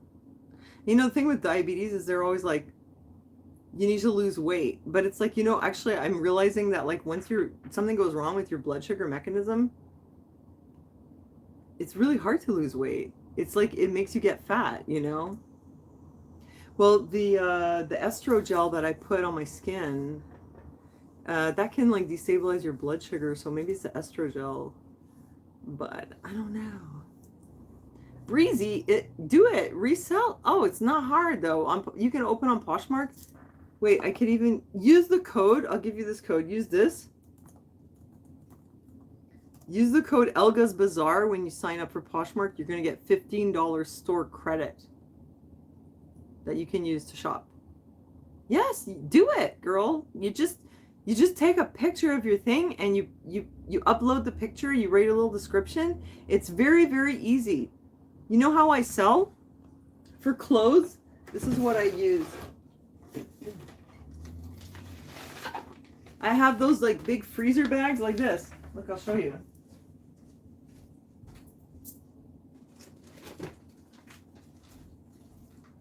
I take my clothing item, I put it in a freezer bag, I get all the air out, and I put it inside this envelope. And then I put like a little card in it, and with the, you know, they have like a kind of receipt. I print that receipt, I put the clothes in a bag, put it in an envelope. They give you the label and the like receipt. You just print it, cut it down the middle, put the receipt inside, bring it to the post office. They put the label on top and you mail it. That's all you got to do. You don't have to calculate anything. It's all done for you on Poshmark. That's why I'm on there. Yeah. Well, no, you don't mention. No. Yes. When you sign up to Poshmark, you put my code, and you still get $15, or maybe it's 10 if you're in the US. I don't know. You sold a 17 item bundle? Okay, girl, how are you getting so many sales? I need to know. I don't know how you're doing it because I have tons of stuff. I'm always in the posh parties. I'm always sharing my stuff, sharing other people's stuff. I don't know if it's just that you really are in tune with like what's trending. Or are you on Instagram, or like where do you know where your traffic is coming from? Maybe it's just the kind of stuff you're selling.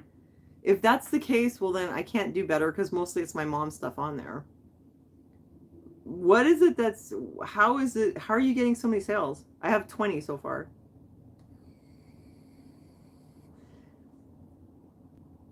If you have any idea, let me know, because I'm very curious. What do you think is your secret? Because I need to make more sales. I'll wait for your answer. I mean, I'm putting up stuff that I like, you know, it's my style. Maybe it's not what's trending. It's possible that that's what it is, but I really like the stuff, you know. So I'll wear it and then I'll sell it too. Maybe I'll wear it until it sells. You have no idea? You don't share on Instagram? Really? Maybe you just happen to have stuff that is trending. Huh. Because I don't know, man. I'm like busting my ass trying to like get it noticed. I don't know. Do you post new items every day? Because I notice when I post a new item, like people see it, it comes up in the feed and it brings them to my site. Maybe I shouldn't post like 4 or 5 in one day. I should like post 1 each day. You try to sell what's trending? Okay. Well, yeah, I don't know. I'm limited because, like I said, the thrift stores here, like they charge a lot for the stuff, you know. Anything that's like trending brands, they charge a lot. You posted 10 a day to get up in the algorithm? What, on Poshmark? Did that help?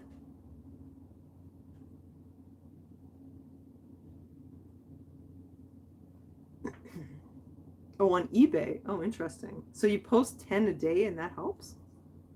Okay, interesting. I need to know some like tricks because 3 a day. Are you sharing your whole closet? Is that what you're doing? I was sharing my closet a lot, but it wasn't really, it didn't seem to be making much difference. So I just share like part of it. I'll share it to the posh parties. Like if they're doing shoes, I'll share all my shoes. Ugh, decline. Oh my God, stop. Like Justin just doesn't understand. Like I'm doing this like super long live. I mean, I'm just here talking to you guys. I'm having fun. 200 clothing items. Yeah, I have like 250. Oh, okay. It was the wrong button. I buy what I like. I like floral. I like this style. You guys see what I like. Lots of floral. This kind of like, you know, Little House on the Prairie kind of stuff.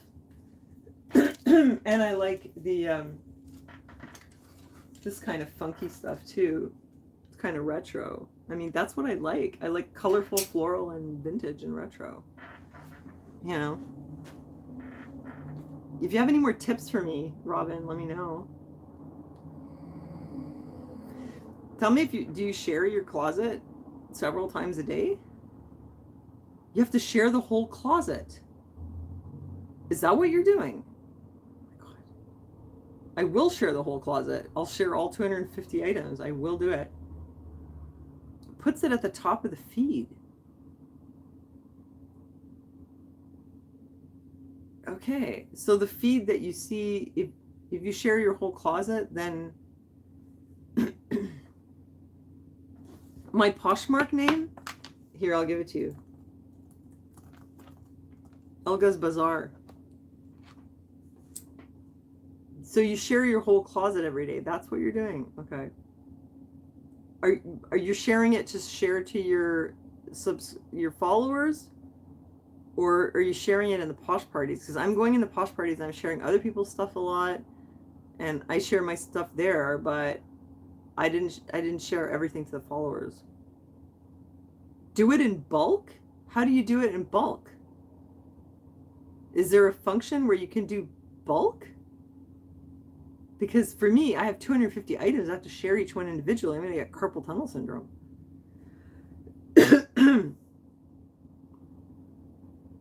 I'm going to wait and see what you say, because if there's a function for sharing it in bulk, I will do that. Yeah, because Robin is selling a ton of stuff. You must have sold like 100 items by now. She started at the same time as me. She sold, I think you had sold like 60 or 80 last time I saw it, and that was like a week or two ago.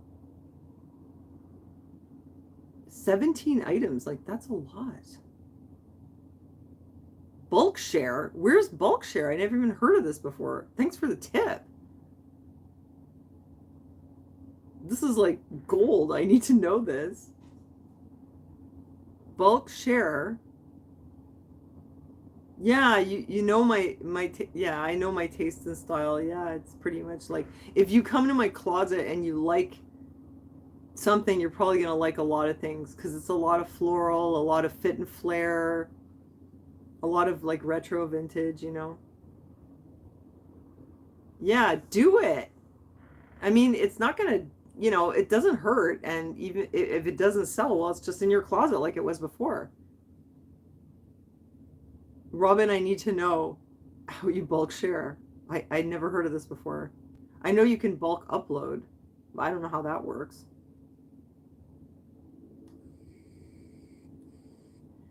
I never heard of bulk share.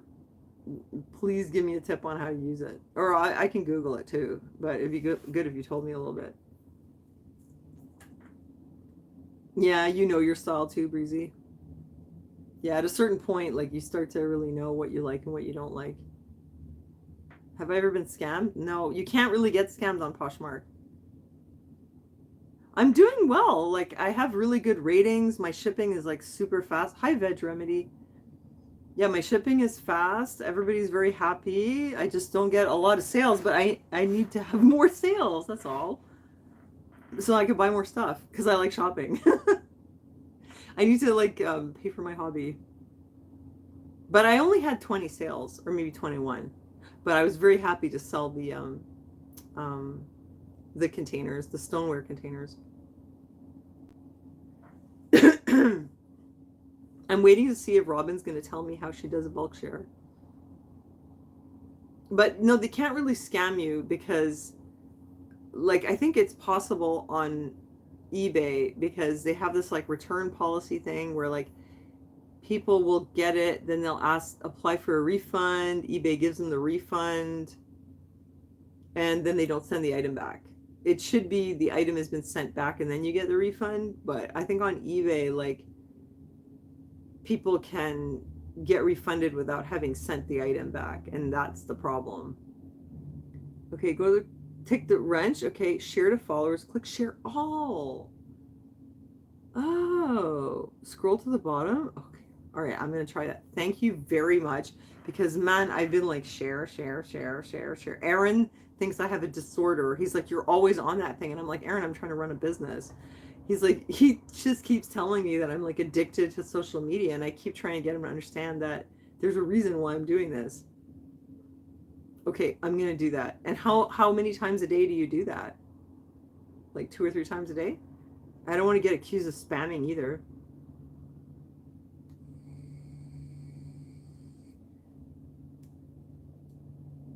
Wait, how come I don't see your chat here? I'm only seeing it. Oh, there we go. Let me go to my Poshmark and see if I can do that. That's a really good tip. Where's the wrench?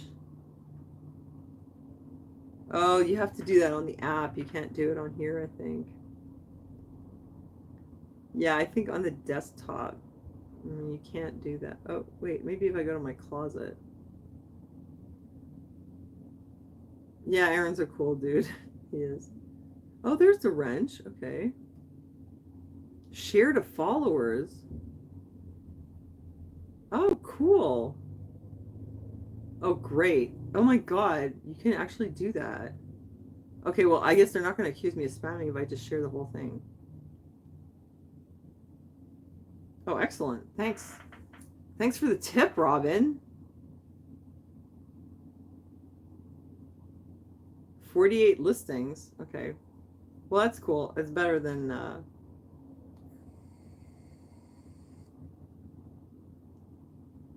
my God. Aaron will thank you, Robin, because oops.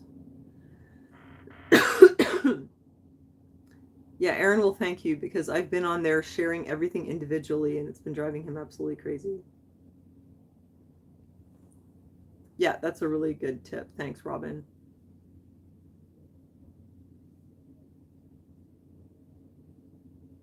Oh, almost done. Cool. I'm running a special right now, 20% off for 3 items. Somebody lowballed me the other day. He wanted to buy a pair of shoes. I had them listed for 40. He offered me 20. But he doesn't understand, like, if he gives me 20, I only keep 16. And those shoes are on consignment, which means I'm only going to get $8 for them. That's such crap. I need to get at least 15. I mean, really.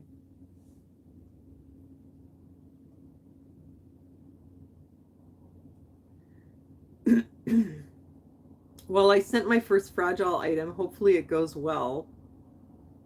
And I won't be nervous about selling fragile items anymore. Yeah, no, I didn't get any sales. But anyway, thanks for the tip. That's good. That's really good. And I do want to get on eBay. I'm just still nervous. Counter offer, I did. He wanted them for 20. I counter offered for 30. And he didn't respond. He was a cheapskate. Like, this video is going to be in Patreon. But you know what? I'll put some notes. I should go to bed too, Cajun. Thanks for the tip. This was productive. I think we all learned something. And it's been fun. You insured them? I think aren't they already insured? Oh, you double box it? Okay, good tip for next time. I didn't know. What I did was I put styrofoam on the bottom, styrofoam on the sides, and then a squishy, no, one side had a very squishy styrofoam or like a foam, styrofoam, squishy styrofoam, and then I wrapped them in those, like, that stuff that comes in a sheet and you just wrap it. It's like a foam wrap, and then bubble wrap on top. I packed them all inside the box. I tried to like pack the soft stuff in between, sort of, but it was pretty tight. And then I put another styrofoam on the top, and I put newspaper all around the side. That was the best I could do. But it was kind of cool because I felt like God had provided me with all the materials I was going to need to ship that, because I found them all in the garbage like just a few days before, and I scavenged everything. And then it turned out I needed all of it. So that was kind of cool. So I figure, well, if God gave me all the wrappings from the garbage and and gave me a sale, surely he's not going to break my stuff in the mail, That was my logic.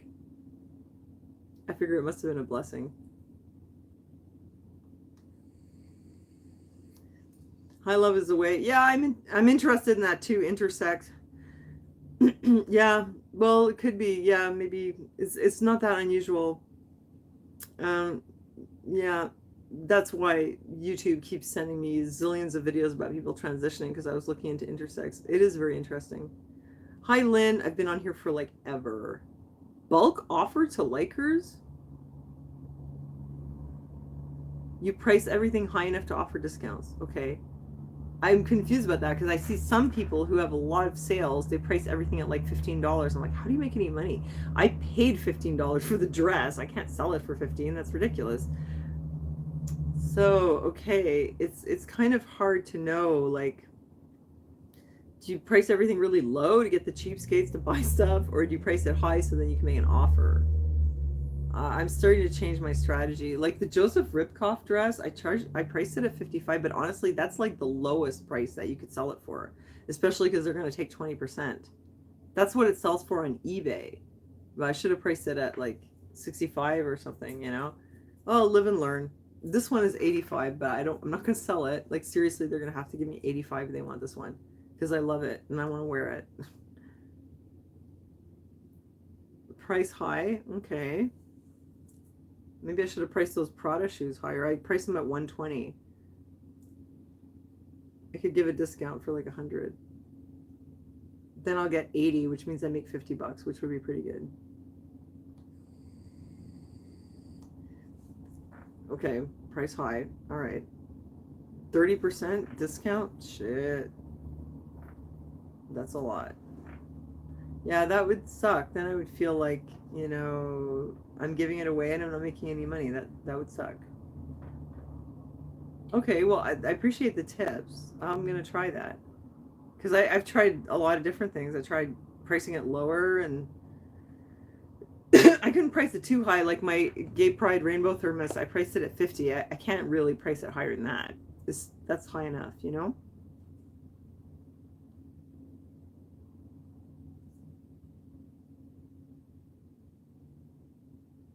Okay.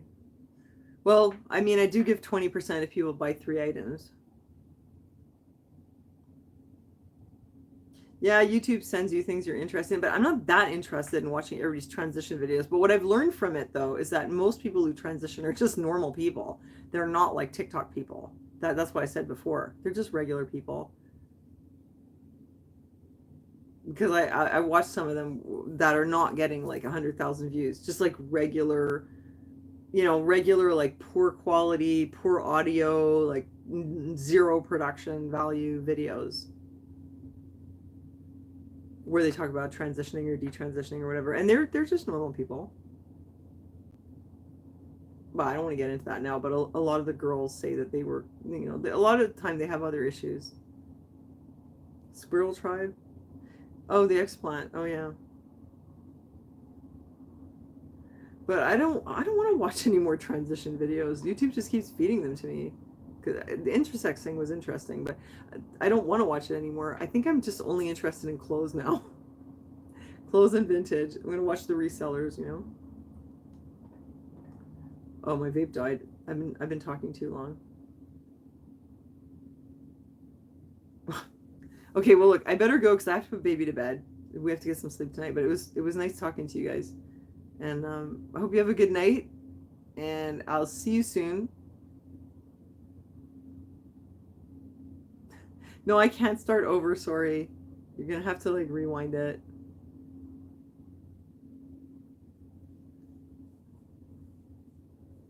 Okay. Oh, maybe I've seen Squirrel Trap. Okay, good night, guys. It's been fun. Have a good night. See you soon. Bye, guys.